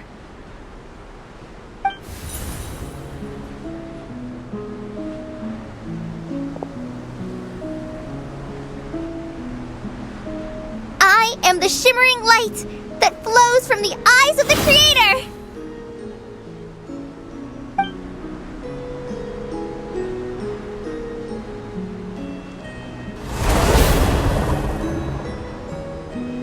It's a song composed by the goddess of flowers, but very few records of it remain, even in historical texts.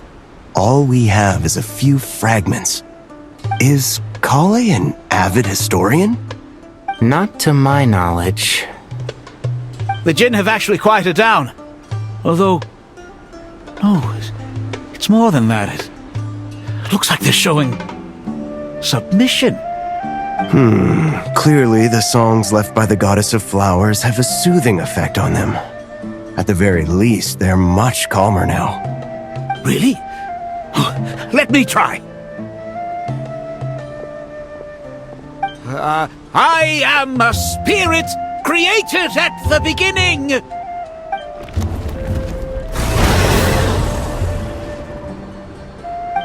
Don't stay away! I'll stop! I'll stop! It seems like the song only works when Kale recites it. But why? Kale.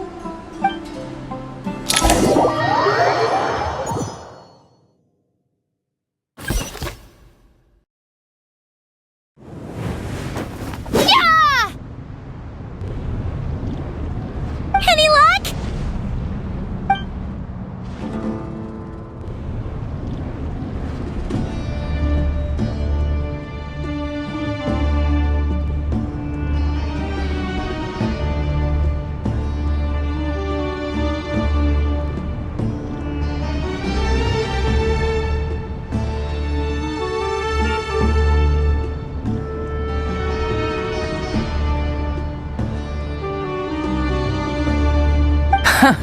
When I heard that loud rumbling in the distance, I thought the shifting sands had bust open the gates to some ancient treasure vault. Turns out it was just you guys. Huh? Wait, that sounds like... It's been a long while. Did you miss me?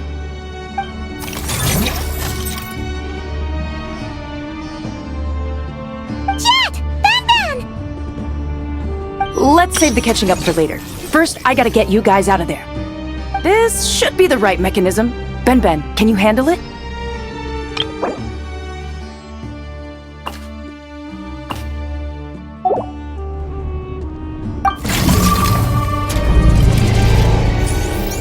There we go. Come on, let's leave this place.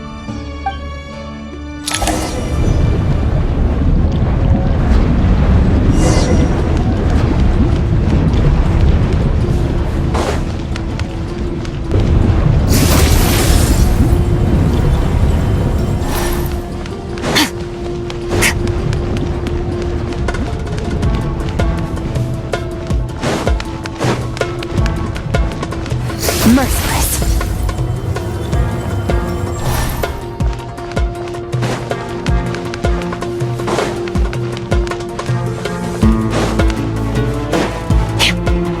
Fearless.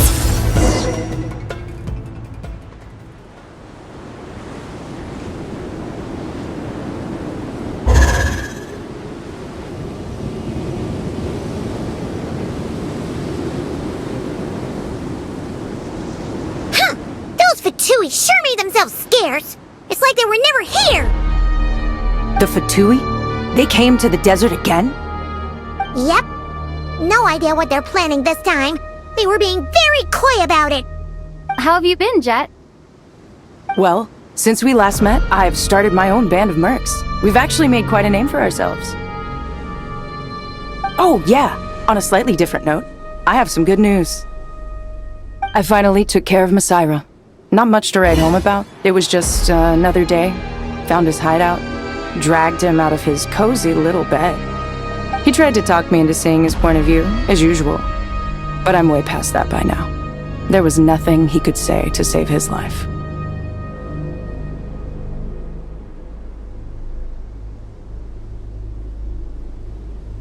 What about you guys? Bet you'd forgotten all about me and Ben, huh? Of course not! We're super duper best friends! Wow. Sounds like I should make time to visit some other nations too. Anyway, what brings you to Gurabad? Oh, right. Paimon almost forgot. We're here to look for Lilupar. That bottle? Seriously? Yeah! We need her power to calm the Jinn and stop the sandstorms. Here's hoping we actually manage to find her, after all the trouble we've been through. Surely, with everything's been going on in Gurabad, she must have woken up, right? Only one way to find out.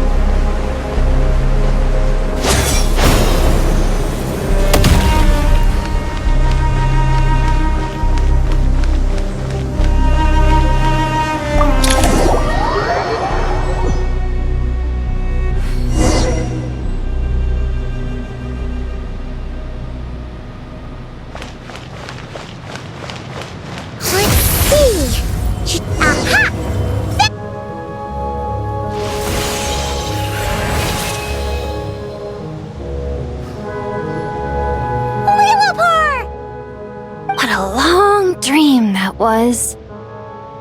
It's been a while, my master. Oh, and you're here too, little wildcat. The four of us back together again. Imagine that. After we last parted ways, I merged with the land beneath Gurabad to suppress the dark calamity stirring in the depths. It rekindled the flame of vengeance within the Jinn, depriving Gurabad of any hope of peace. I fought against it for a long, long time, until one day, I sensed a change in a foreign land to the west. Suddenly, the pitch-black abyss fell silent.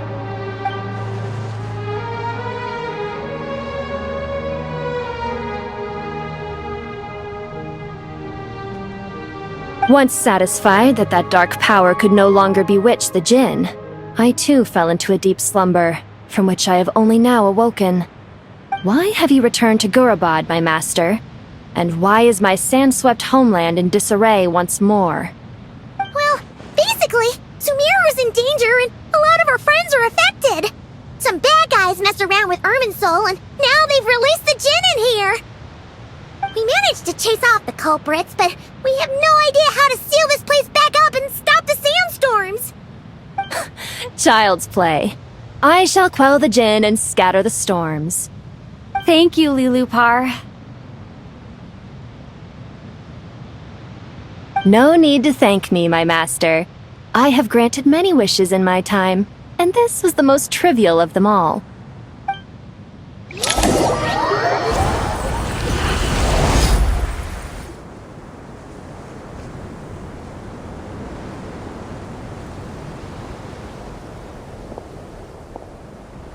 The sandstorm's gone.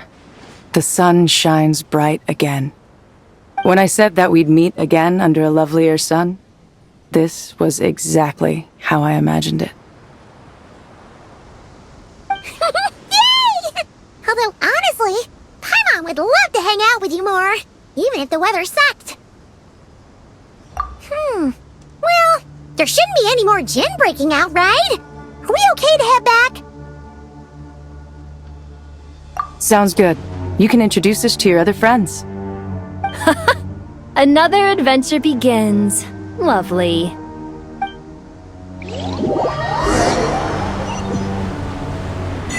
The storms have stopped!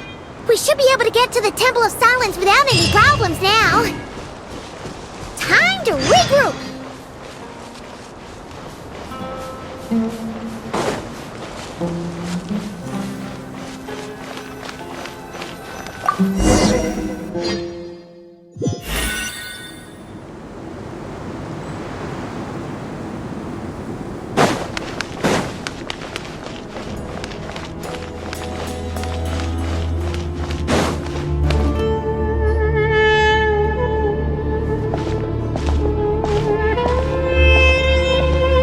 So, this is the Temple of Silence.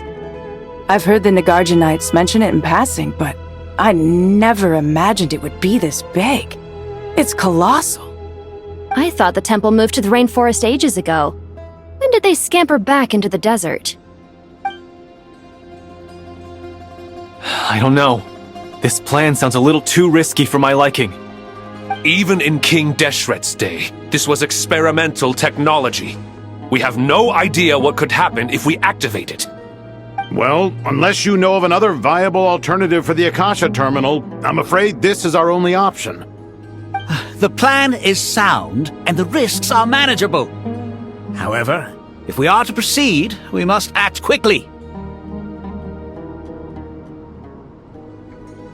The scale of this project is enormous. Even with Kaveh, Faruzan, and every other scholar of mechanics working on it full-time, the proposed modifications won't happen overnight.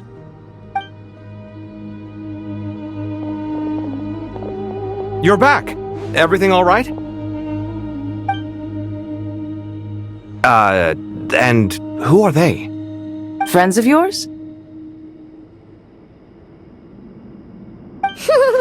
Pretty much everyone in the Temple of Silence is. This guy's Kaveh, and the one next to him is Alhaitham.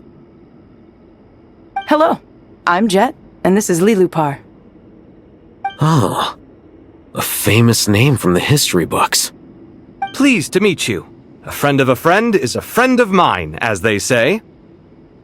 Who's they? Huh? Do people not say that? Not in the desert. Friends you can trust, but friends of friends? Gotta keep an eye on them. Still, I do trust the Traveler's judgment. I'm sure you're good people. The sandstorms have calmed down. I take it the Gurabad problem is resolved? What did you find?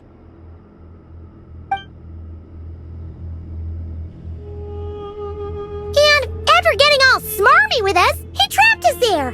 Luckily, Jet used the mechanism outside to free us, and then we got Lilupar to put a stop to the chaos. Wow. Thanks for being there to help them.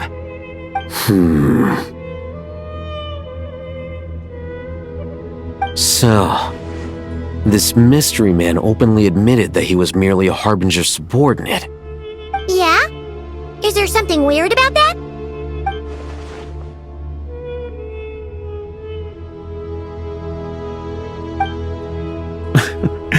I assume you aren't naive enough to expect answers from an enemy. Well deduced. Our commander, Dottore, died in Notcry.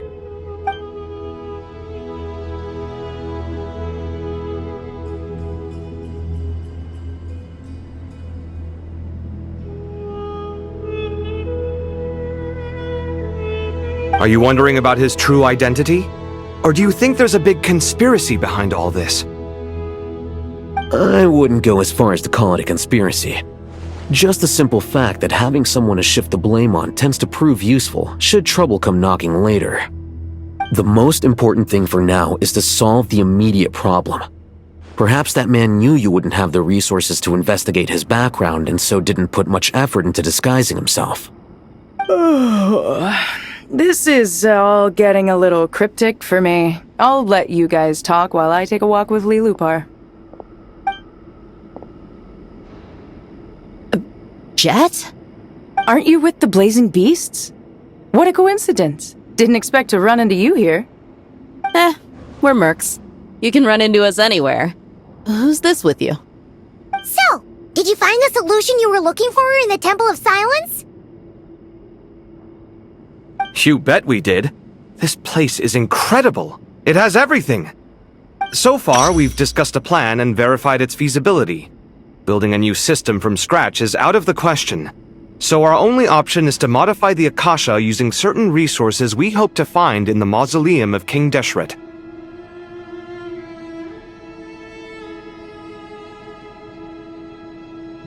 According to certain sources in the Temple of Silence, there is a core device in King Deshret's mausoleum known as Aru. Little is known about this device in academic circles, which suggests it was hidden quite effectively. If these sources prove correct, the energy contained within Aru may be sufficient to power our Akasha renovation plan. However, This raises difficult questions regarding technological integration. The sages are still debating it. Yeah, but I'm sure they'll reach a compromise once they've argued it out.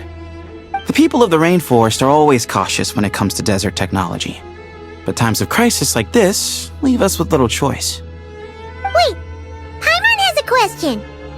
Is this the same Aru we've heard of before? It's sealed off, right? Some sort of prison where the Goat King, Ibis King, and Crocodile King are locked up. Well remembered. Yes, that's exactly right.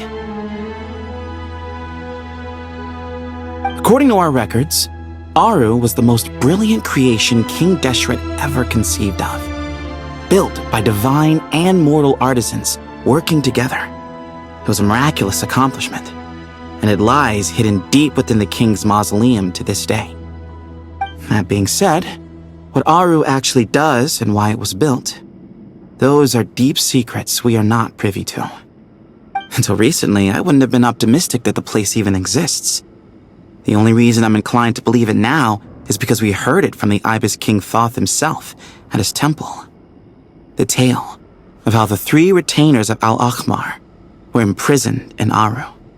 Paimon totally gets that.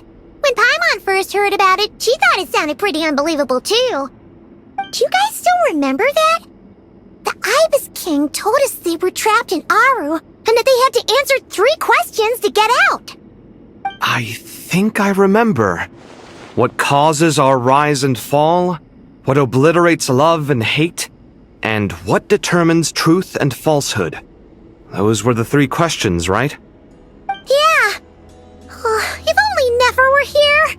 She's dealt with the Ibis King before, so she might know more. Oh, Nefer is a friend we met in Notcry. Notcry? Funny. She showed up here earlier. Huh? Yeah. Had another lady with her too. Both said they knew you. They contacted the sages, claiming they might be able to offer some assistance. Really? They came here to help out? Yes, really. It was just before you got back. One of them said she's made Notcry her home.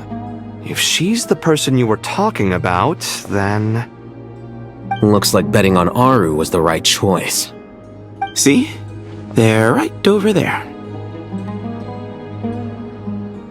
Nicole! Nefer! Why, hello! We're here to help.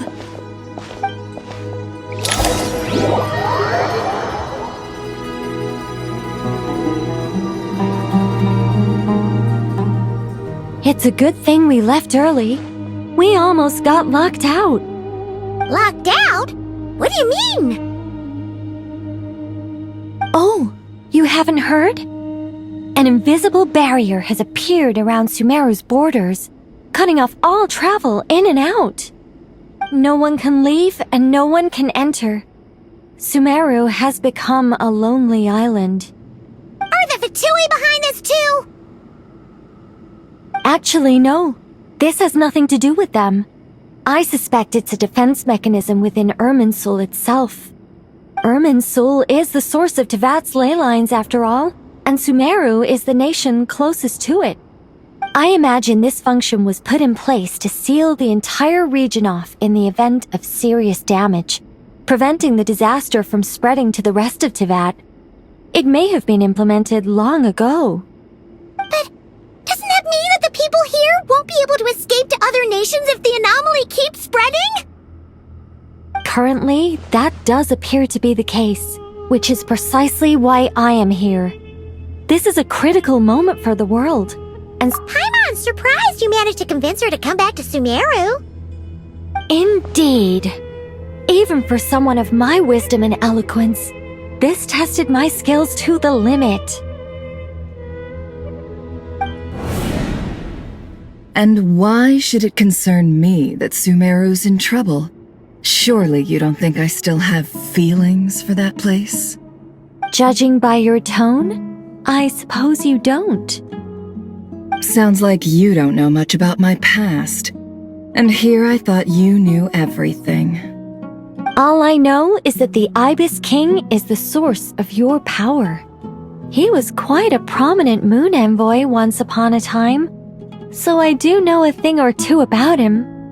As for your past, I have ways to learn the full story if I wish to. But everyone has secrets they'd rather keep to themselves. Wouldn't you say? I'm glad you see it that way, Miss Nicole. I've chosen to call Nodcry home, which is why I did my part in its hour of need. That doesn't mean world savings become a habit with me. I have no particular desire to play hero in Sumeru, thank you. I understand. Human emotions do not appear and disappear without cause. There is always a reason to be found behind both salvation and destruction. Still, if time has taught me anything, it's that human emotions are often complex and in conflict. That's why people change their minds about things all the time. But that's where we angels come in. Our duty ultimately is to guide people towards their deepest, truest desires and help bring them to fruition. So I wish to hear about your past, because I do not believe you are motivated by hatred alone. And if we still arrive at different conclusions in the end, that's okay.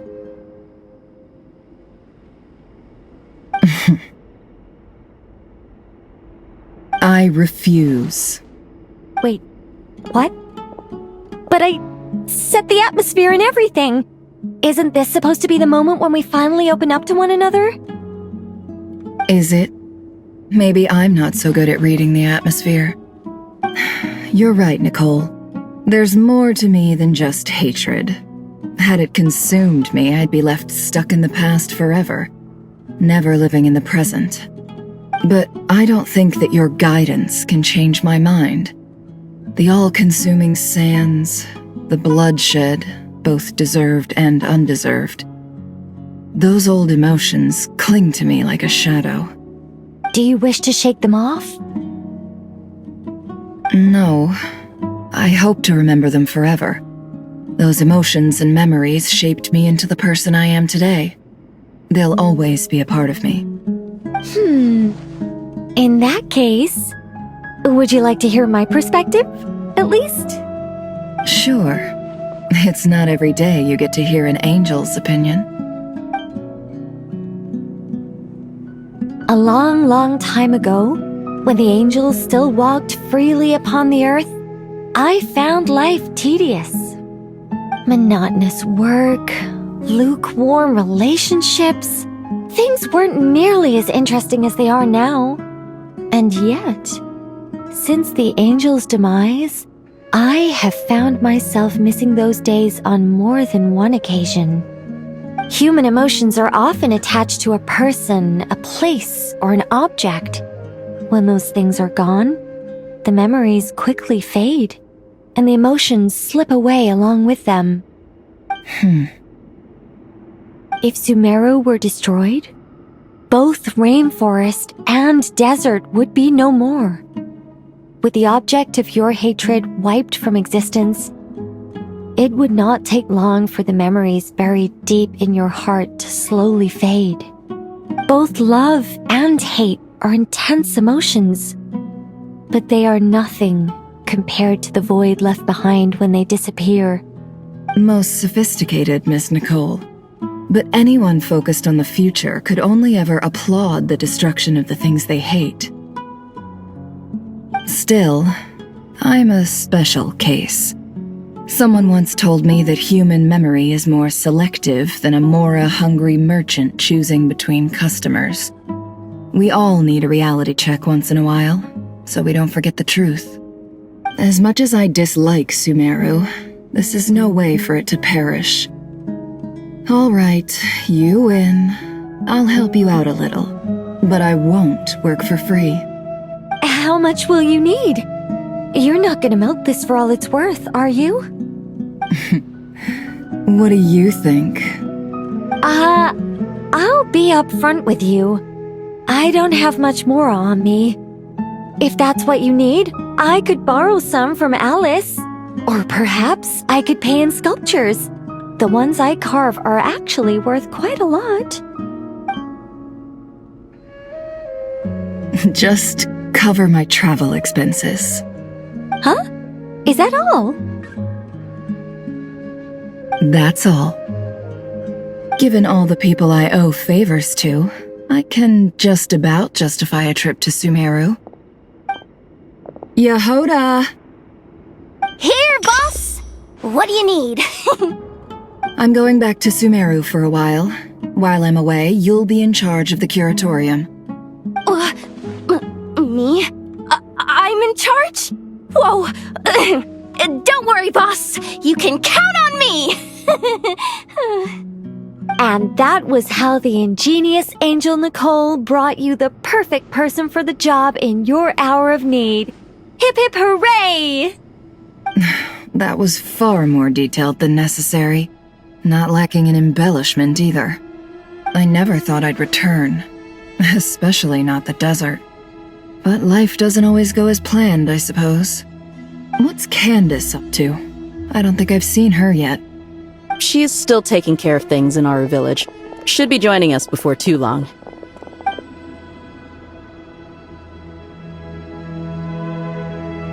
Oh, and sorry. Hope we're not interrupting anything.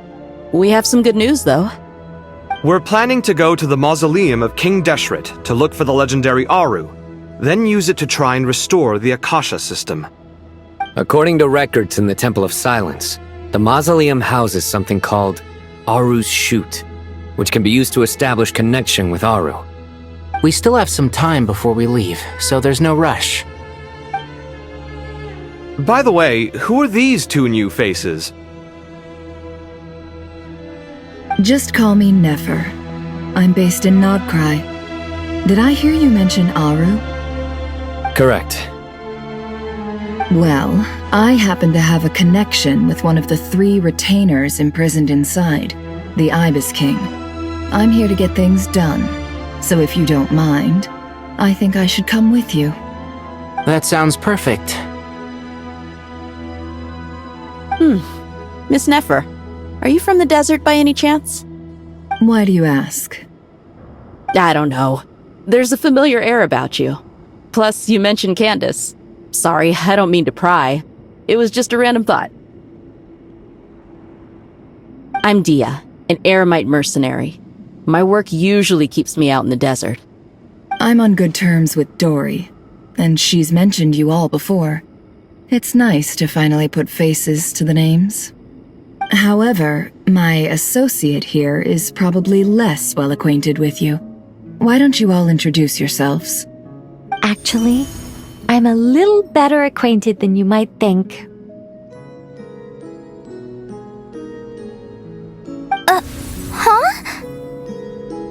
Huh. Are my eyes playing tricks on me? It looked like you spoke without moving your mouth. Ventriloquism. I have heard tell of it before. What is it, Kale? It's you! You're the voice who's been speaking in my head, aren't you? You encouraged me to report my dreams to the Dendro Archon, and got me to recite that magic prayer. I have many titles, but let's go with the most pertinent one. I am Nicole Rain, an angel who has lived since ancient times. An angel? Sounds like a big deal, but, what exactly is an angel? Well, we're a rather long-living race of beings. Not gods, technically, but we can still tell you a lot of stories from ancient history. Yep, and she's also an amazing sculptor. You could say she's a real creative type. Well, ma'am, if both the Traveler and Paimon give you rave reviews, you must be pretty impressive. Oh, please don't call me ma'am. I find it so awkward when people get too formal with me. Just relax and be yourselves. No need to be nervous. Miss Nicole, if it's okay, could I ask you a few questions? Yes, you may.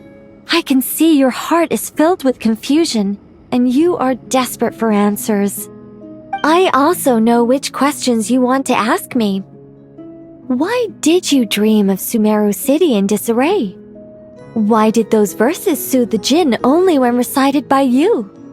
I can guide you to the truth, but it involves a personal secret of yours. I'd prefer to speak with you alone, if possible.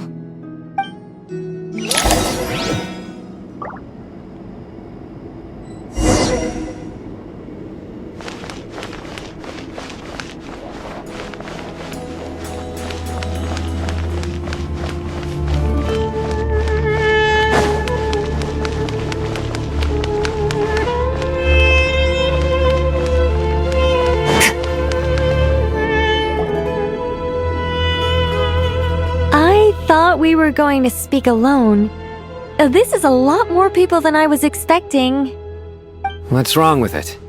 Even the doctors at Dar al-Shifa allow patients to be accompanied by family members. Well, if Kale doesn't mind her secret being revealed, I have no problem with it. Thanks for being so considerate, Miss Nicole. I don't know what secret you mean, but whatever it is, there's no need for me to hide it from my closest friends. Closest friends? It's so nice to hear that. All right. In that case, I'll get right to it. Kale, are you aware that there are god remains inside your body? I am. When I was young, I got sick with Elazar. Nothing could cure it. The Fatui convinced my mom and dad that they could help, and I was sent to an unfamiliar place. There were a lot of other kids just like me there. This creepy guy injected us with some strange medicine, which I heard contained god remains. I can still remember the pain like it was yesterday. But thanks to the friends who've stuck by me all this time, I've gradually been able to overcome those memories. Anyway, so you're saying that what happened to me has something to do with the god remains they injected me with? Yes.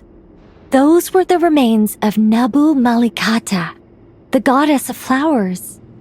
What? Huh. Fascinating. You don't seem surprised like the rest of us. Why? The possibility crossed my mind when Kale recited the Goddess of Flowers song and calmed the Jinn. You made Paimon jump! What are you doing here, Lilupar? I was merely passing through when I heard the name of the Goddess of Flowers. Be assured that I share your surprise. You, with the hat. Are you certain? I sense no trace of the Lord of Flowers within her. Well, it is a very small fragment. Unless special methods are used to manifest its power, even her closest acquaintances would find it near impossible to detect. After the goddess passed away, her remains were scattered across the desert. King Deshret gathered all the pieces he could find and buried them in the Eternal Oasis. But some fragments remained unaccounted for. Eventually, the Fatui must have found a way to track some of them down. Presumably for use in some experiment. It's not an uncommon occurrence. You're more shaken than I thought. In one sense, you've been extraordinarily lucky. So many people who yearn for this kind of power never attain it, yet you have coexisted with her all this time without even realizing it. I don't know what to say. I'm glad that I could help everyone with this power, really. But knowing that a fragment of the Goddess of Flowers is inside my body is... it's a strange feeling. Well, people value their autonomy very highly. Even a well-intentioned intruder can shake one's sense of self. I understand how you feel, Kale. But once you get used to it, you'll find it's nothing to be concerned about. I guess you, of all people, have a good reason to speak on this. 2 good reasons, in fact. Incidentally, 3 is the maximum number of Hermanubis' Ba fragments that I could bear. Let me guess. Because 2's company but 3's a crowd? Thanks for helping to explain the joke, Tainari. Not my intention. Goddess preserve me. I should take my leave. This boy in his wolf's head hat speaks much too differently from the Hermanubis I remember.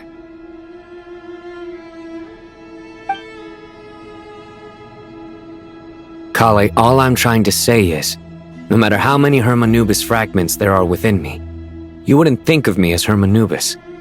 In the same way, you are simply you. Yeah, I know what you mean. So about that dream I had, was it a warning from the goddess of flowers? Yes. Just like me, she was an angel created by the primordial humans, born with the instinct to guide living beings. Though her body and soul have perished, her essence retains its natural instincts. Even her smallest remaining fragments would do their utmost to send you that warning. The Mother of Dreams?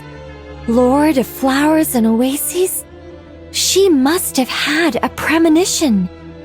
That is why she gave that dream to you. We won't let our efforts go to waste. But I still don't understand. Why me? Yes. Why indeed? You weren't the only one injected with God remains, but only in you have her fragments persisted. I suspect it may be because of the firm will you showed in the face of suffering. She was likely assimilated by that will. Of course, this doesn't mean you have to shoulder any extra responsibility. As this young man said, you are who you are, and that will not change. All right. Any further questions from the family members of the patient? If not, we should head to the mausoleum of King Deshret. Let's move out. Time to put our plan into action. We all hope it'll work. But will we really be able to open Aru? And even if all 7 pillars of King Deshret agree to let us proceed, the scale of the work to follow is daunting, to say the least. Haven't you handled other big projects before? I mean, the biggest project I've worked on to date is probably the Palace of Alcazarzaray, I guess? But this is orders of magnitude beyond that. It's a total nightmare. Look on the bright side. At least this time you're actually here when Sumeru needs you most. You won't have to come asking me for details after the fact. Mock me all you want. But now that I'm here, things will be resolved far more quickly and smoothly than last time. Kave's self-doubt disappeared in an instant. Like magic. Well, this confidence is most gladdening. Now, go and pack your things. We'll head to the mausoleum as soon as you're ready.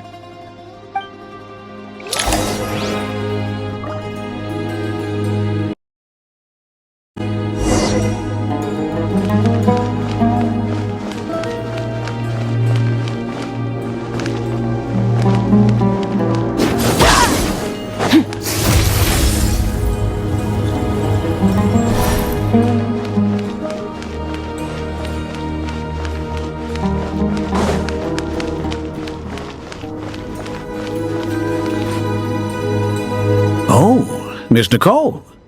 I heard you're a very talented sculptor. Is that true? Oh, I don't know. I wouldn't want to blow my own trumpet. Honestly, even though Kasharawar is best known for its focus on mechanics, plenty of Kasharawar scholars are quite serious about sculpting as a hobby. So if they rate your work, that's enough for us. We just have to take a look. Who's we? Myself and a few other scholars. Kashif, Daneshvar, come take a look. Oh, well, if you insist, I suppose there's no harm in showing you.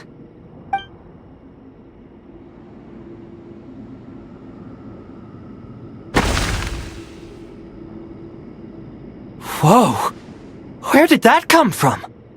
Look at the level of detail. It's so lifelike. The squirrel descends from the heavens like a champion, and the earth trembles beneath its feet. What do you think? Striking, isn't it? Kave? Kave, come here for a sec. Oh, and Madame Farazan, didn't you used to study in our darshan? Come take a look. All right, but hang on a moment. I have to finish reviewing this proposal first. You called? What is it, youngster? This squirrel statue. Isn't it cute? Oh, a squirrel. I wouldn't say cute per se. The realism is what stands out to me. Were you trying to carve a statue of a hero, young lady? Oh, a hero? I suppose so. Actually, I didn't really have a specific theme in mind. I just started working on it, and this is how it turned out. I see. Well, do you tend to read novels about heroes in your spare time? As a matter of fact, I do quite enjoy those. Everyone loves a good tale of daring do, right? Then perhaps this statue represents the heroic tale you long to see deep down inside. Also on the subject of heroism, I feel that if the subject posed with a finger raised towards the heavens, it would lend a greater gravitas to the overall image. I'm sure some would call it cliché or old-fashioned, but not me. I think it would be a perfect fit.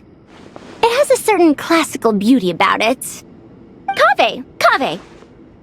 Sorry, Madame Faruzan, I'm a little busy right now. Don't wait up for me. What a pity. That young man has excellent aesthetic tastes.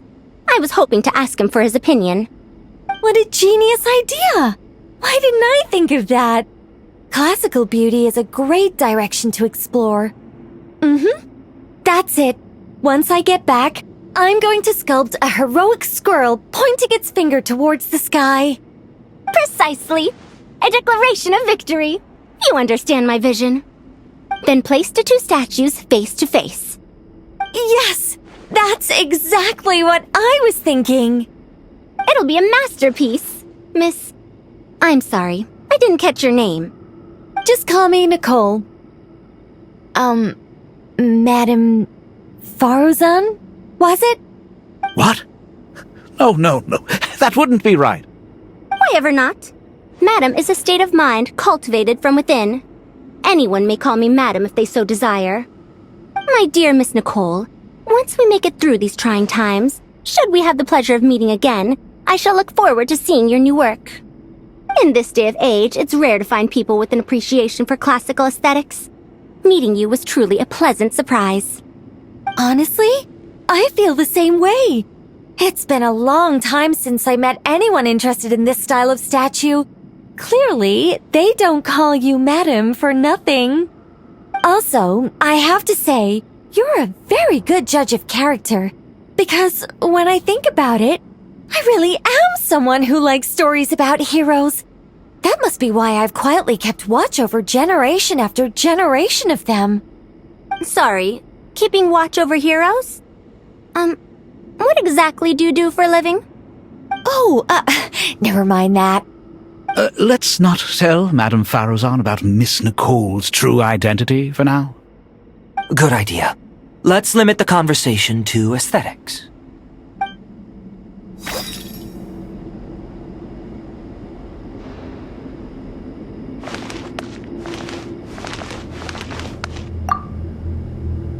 Let's not tell Madame Faruzan about Miss Nicole's true identity for now.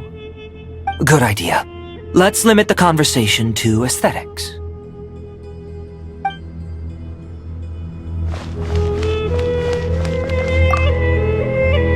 What's wrong? You look a little depressed. Kale got a fragment of the Goddess of Flowers, and all I got was one of the 7 pillars who served under King Deshret. I lost out, didn't I? That's what you're upset about?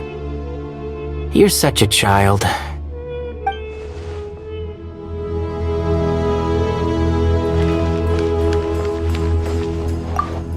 Oh, so many books. More than I could ever read in my life. But I've learned a lot that the textbooks could never teach me. I never realized that people in the distant past thought about some of the same questions we ponder today.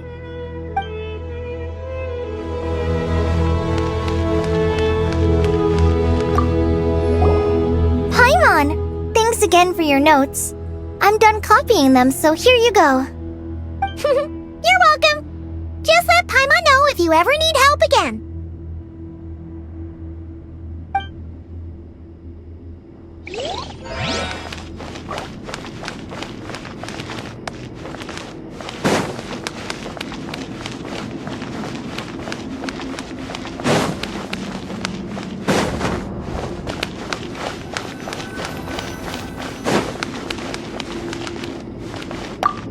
Good to finally meet you in the flesh. It's a little surreal seeing you here after exchanging letters for so long. In my head, the boss of the Curatorium of Secrets didn't look so young. Sounds like you have some history then? Any budding mercenary group needs a steady supply of intel. They, in turn, can prove an exceptional source of the same. The Curatorium of Secrets is happy to cooperate with friends from all over the world. If you're interested, you'd be very welcome to join our network too, Miss Dia. Can't say no to a solid partnership, especially out here in the desert. Having intel can mean the difference between life and death. But cooperation's built on mutual trust, and there isn't much contact between the desert and Nodcry. So I'm guessing you reached out to Jet first, Miss Nefer? What's behind your interest in the desert? Nostalgia? Or is there someone you're looking to take care of? Let's put all our cards on the table first. Things will go more smoothly that way. I like your style, Flame Mane. Actually, I had this same discussion with Jet before we started working together.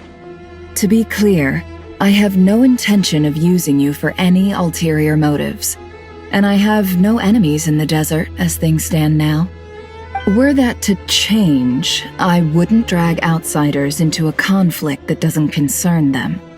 There's no point in doing certain things if you don't do them yourself. Wouldn't you agree?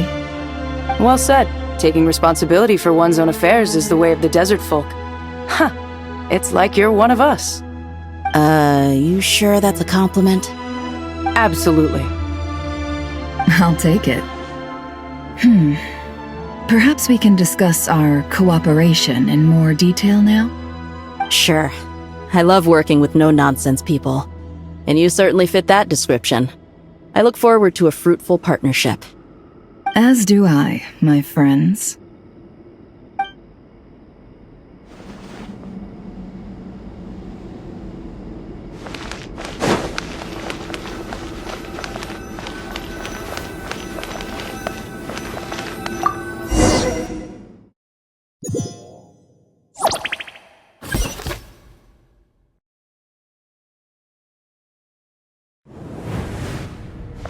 I hope everyone's ready. We'll be arriving at our destination very shortly.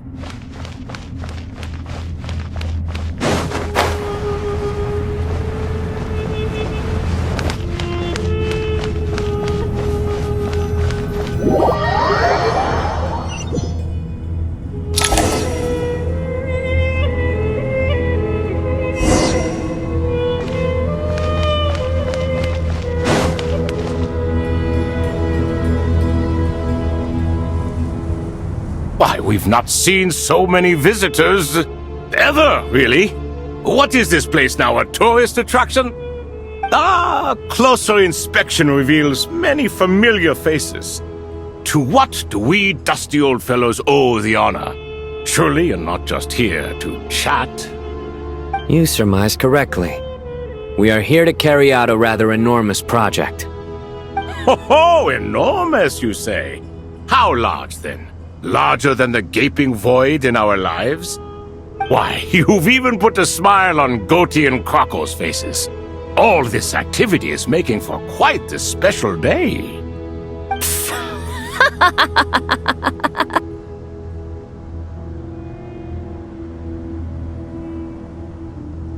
I know that laugh. Lilapar? What on earth are you doing here?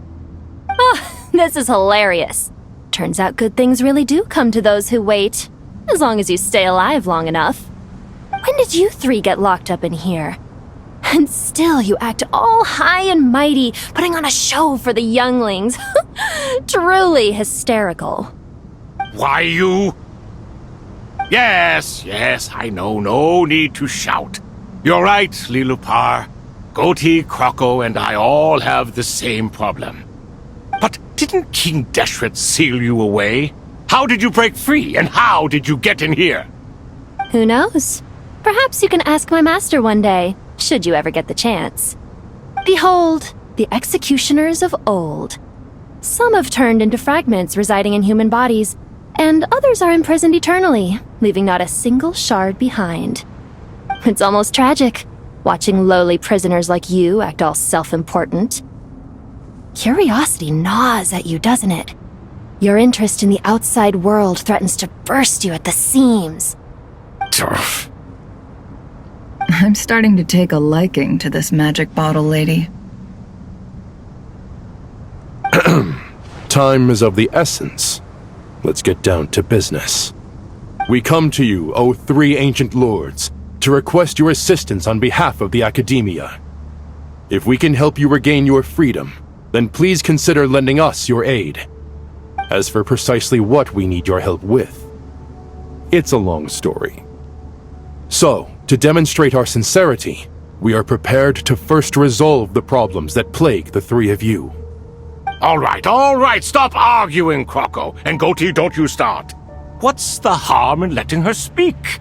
It's not worth getting so angry about. Forget about her. The three questions are the crucial thing here.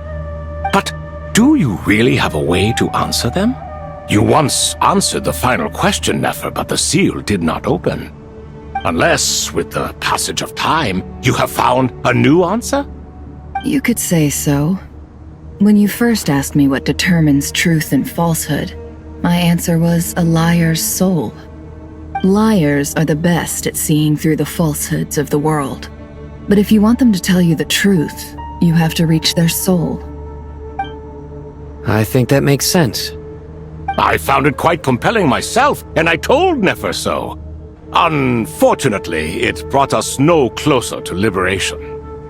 Well, that's simply because it was my answer, not the one King Deshret was looking for. Can you guess which answer Al-Ahmar wanted then? Time. And that's not only the answer to the final question, it's the answer to all three of them. All things wax and wane with the passage of time. Love and hate eventually fade into nothing. Current affairs are always fraught with conflict and controversy.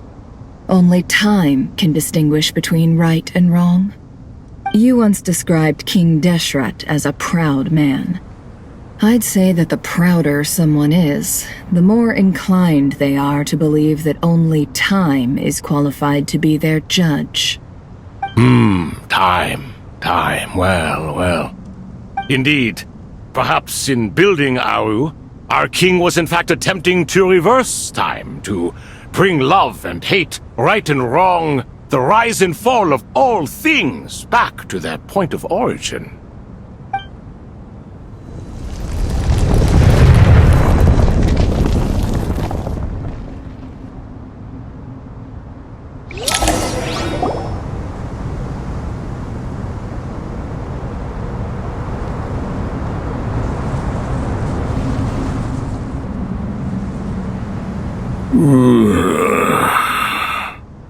This is the most eventful day I have experienced in a long time. You have my sincere gratitude. Are those 3 of the 7 pillars?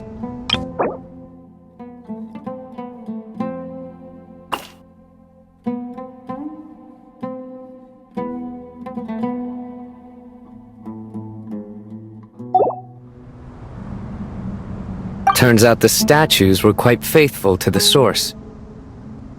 You three seem to be in good spirits. Prison can help a person grow and learn to cherish what they have. Nevertheless, after everything you've done for me, I sincerely hope you never have to experience it for yourself. Hello, Nefer. It's good to see you, Thoth the Ibis King. Nice. Definitely puts my mind at ease, seeing you two getting along so well. Should we maybe introduce ourselves, or... Sure. I'm Sethos, the current leader of the Temple of Silence. This is General Mahamatra Sino.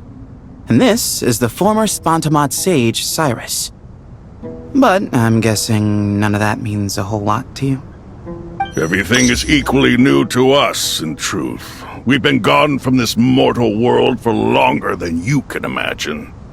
Let's hold off on the introductions for now. We can always ask Nefer about you later. It'll give me something to talk about with my chosen disciple. You're like a helpless parent. Gods and people of yore are not necessarily welcome in today's world. Self-awareness is one of my finest qualities. I thought I ought to share its fruits with you two.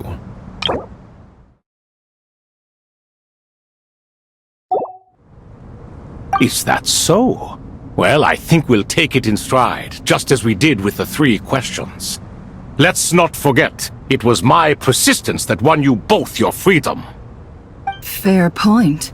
I have to applaud your persistence. And I must praise you for your wisdom. Now, state your wishes, young ones. I'm sorry? Why, your tremendous accomplishments deserve a reward, do they not? You must let us do something for you in return. General Mahamatra, what do you think? I won't beat around the bush. Sumeru is facing a crisis the likes of which have never been seen before. And we need your help.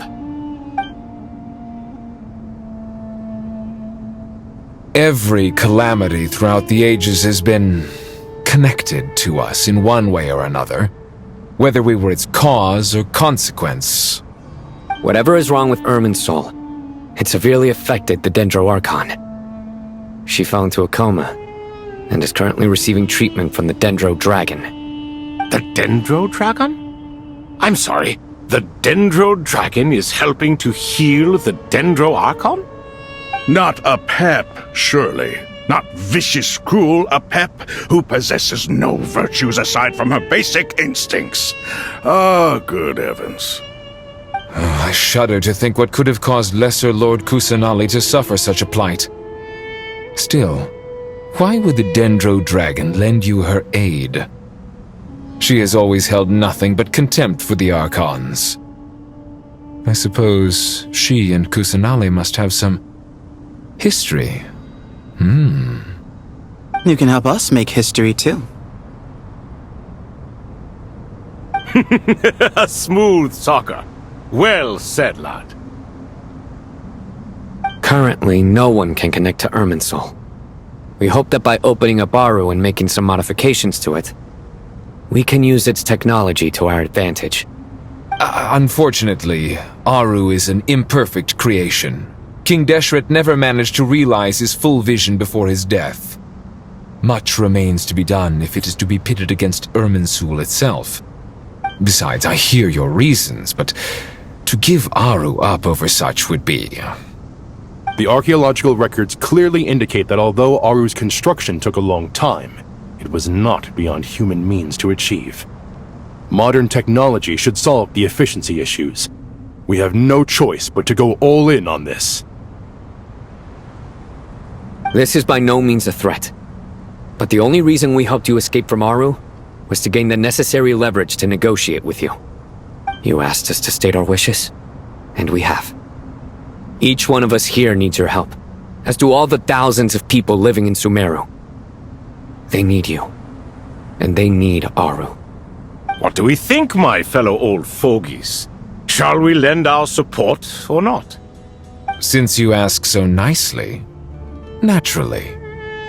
Naturally what? Are you for or against? I simply mean we shall do what comes naturally.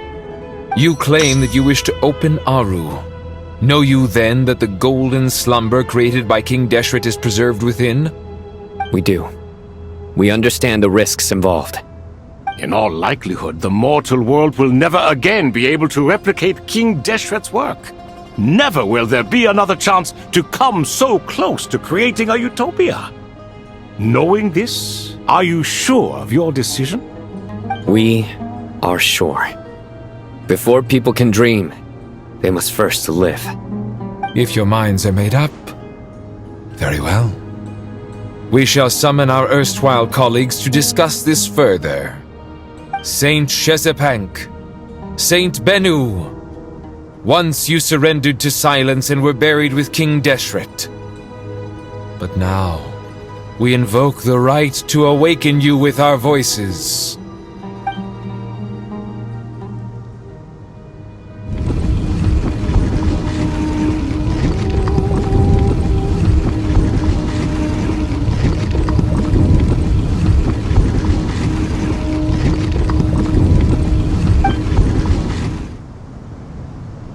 Saint Bennu, responding to your call. 3 kings detected. Initiating autonomous will. Saint Shezepank, responding to your call. 3 kings detected.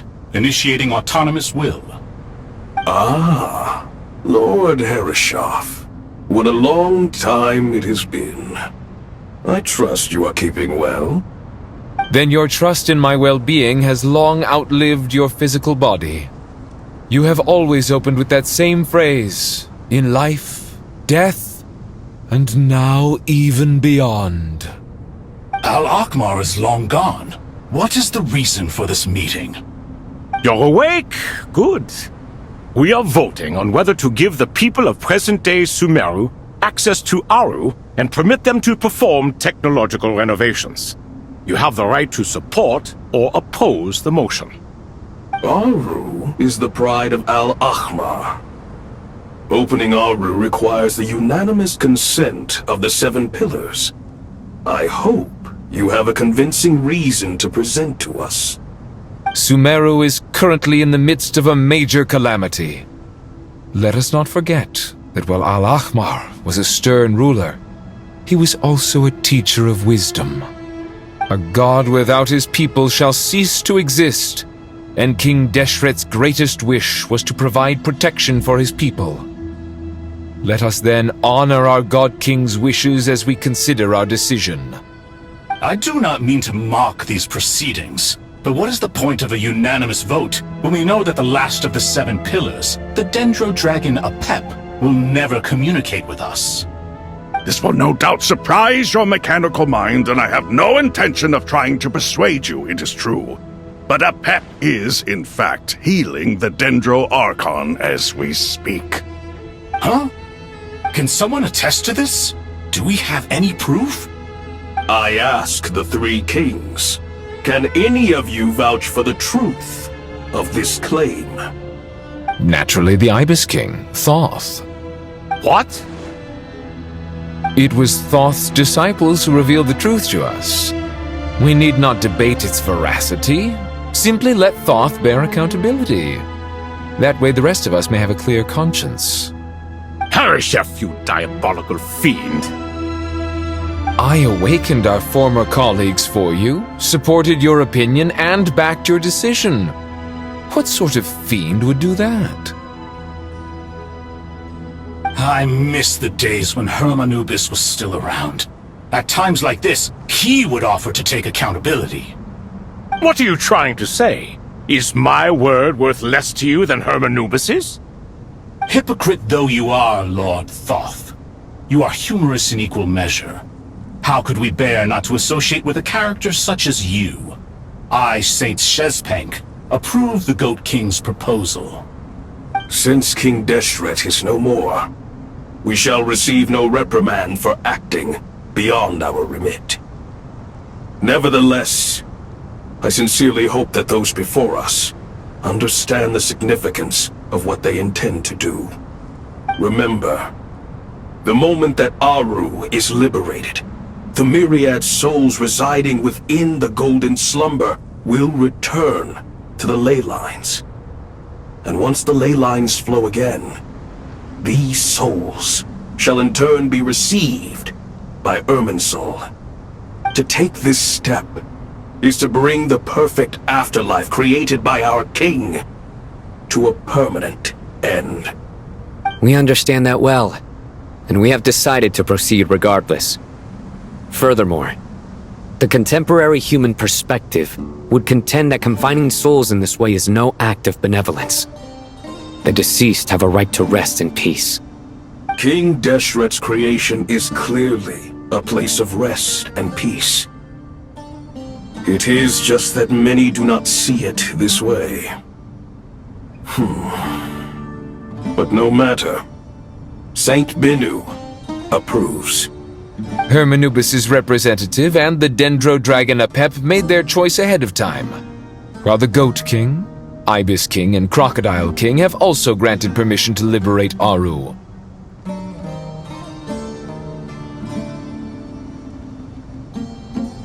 By the grace of His Majesty, guided by his wisdom and will, let the gates of Aru be reopened.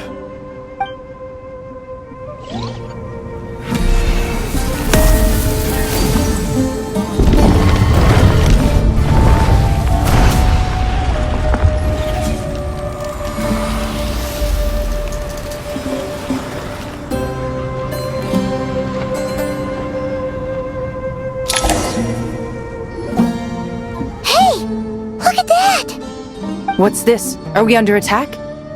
No. Wait, it's...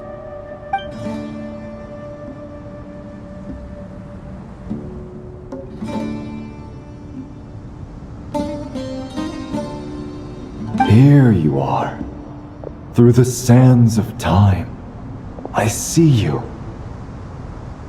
Father. Father, is it really you? It's Jet's father, Jibriel! That's right! He entered the golden slumber, didn't he? I smell blood and sand on you. You've grown. Strong as a wild beast, and without shedding a tear. You have to leave, don't you? Please, just answer me this. What should I do for you? This meeting is a blessing from the gods. My soul, once imprisoned along with that of Semail, is finally free. I am truly grateful for the chance to see you again. That the dead should meet the living is itself a miracle. One brief, precious moment is enough. Enough to set my heart at ease. Do not weep for me, Jet. I know you will accomplish many great things in your life. You will go further and climb higher than I ever did. All I ask is that you take good care of yourself.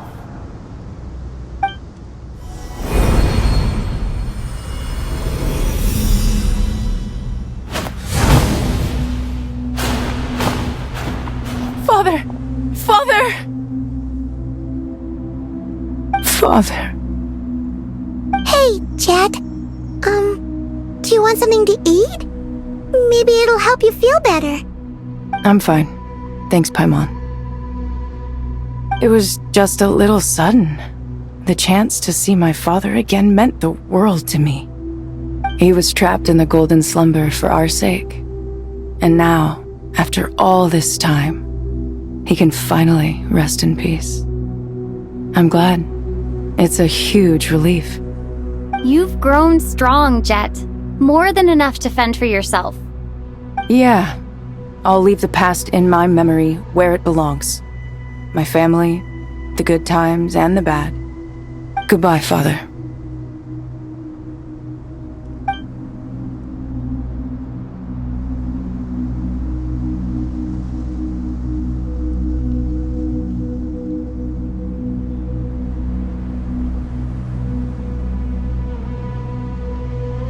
Ah, me, what a touching reunion that was. It seems we did a good deed today. We three retainers, once imprisoned for our iniquity, are surely the least qualified to judge whether this deed is good or bad. Either way, Aru is open. Now you have your opportunity, and with it, whatever trouble may ensue. Although Aru was created by a god, human craftsmanship was nevertheless required to build the gate that connects it to this world. Perhaps the relationship between gods and humanity follows a similar principle. As for your proposed renovations, we cannot determine which functions to keep or discard. Proceed as you see fit, but please entrust the task to your most accomplished scholars, or Bennu will be most displeased. It matters not. The Ibis King shall be accountable if any problems arise. Ibis, you chose to take on disciples, and so it follows that you must accept the risks of associating with humans. If I'd known you'd be like this, I would have locked all of you away in Aru, never to leave again for all eternity. All of us? What does this have to do with me? Vilify me no further. Scholars, since you have liberated Aru, allow me to present you with a gift. Using Aru's power, we shall install a defense mechanism at our king's mausoleum. You must be guarded even against Irminsul itself. This shall afford you some convenience. Unseen and unheard.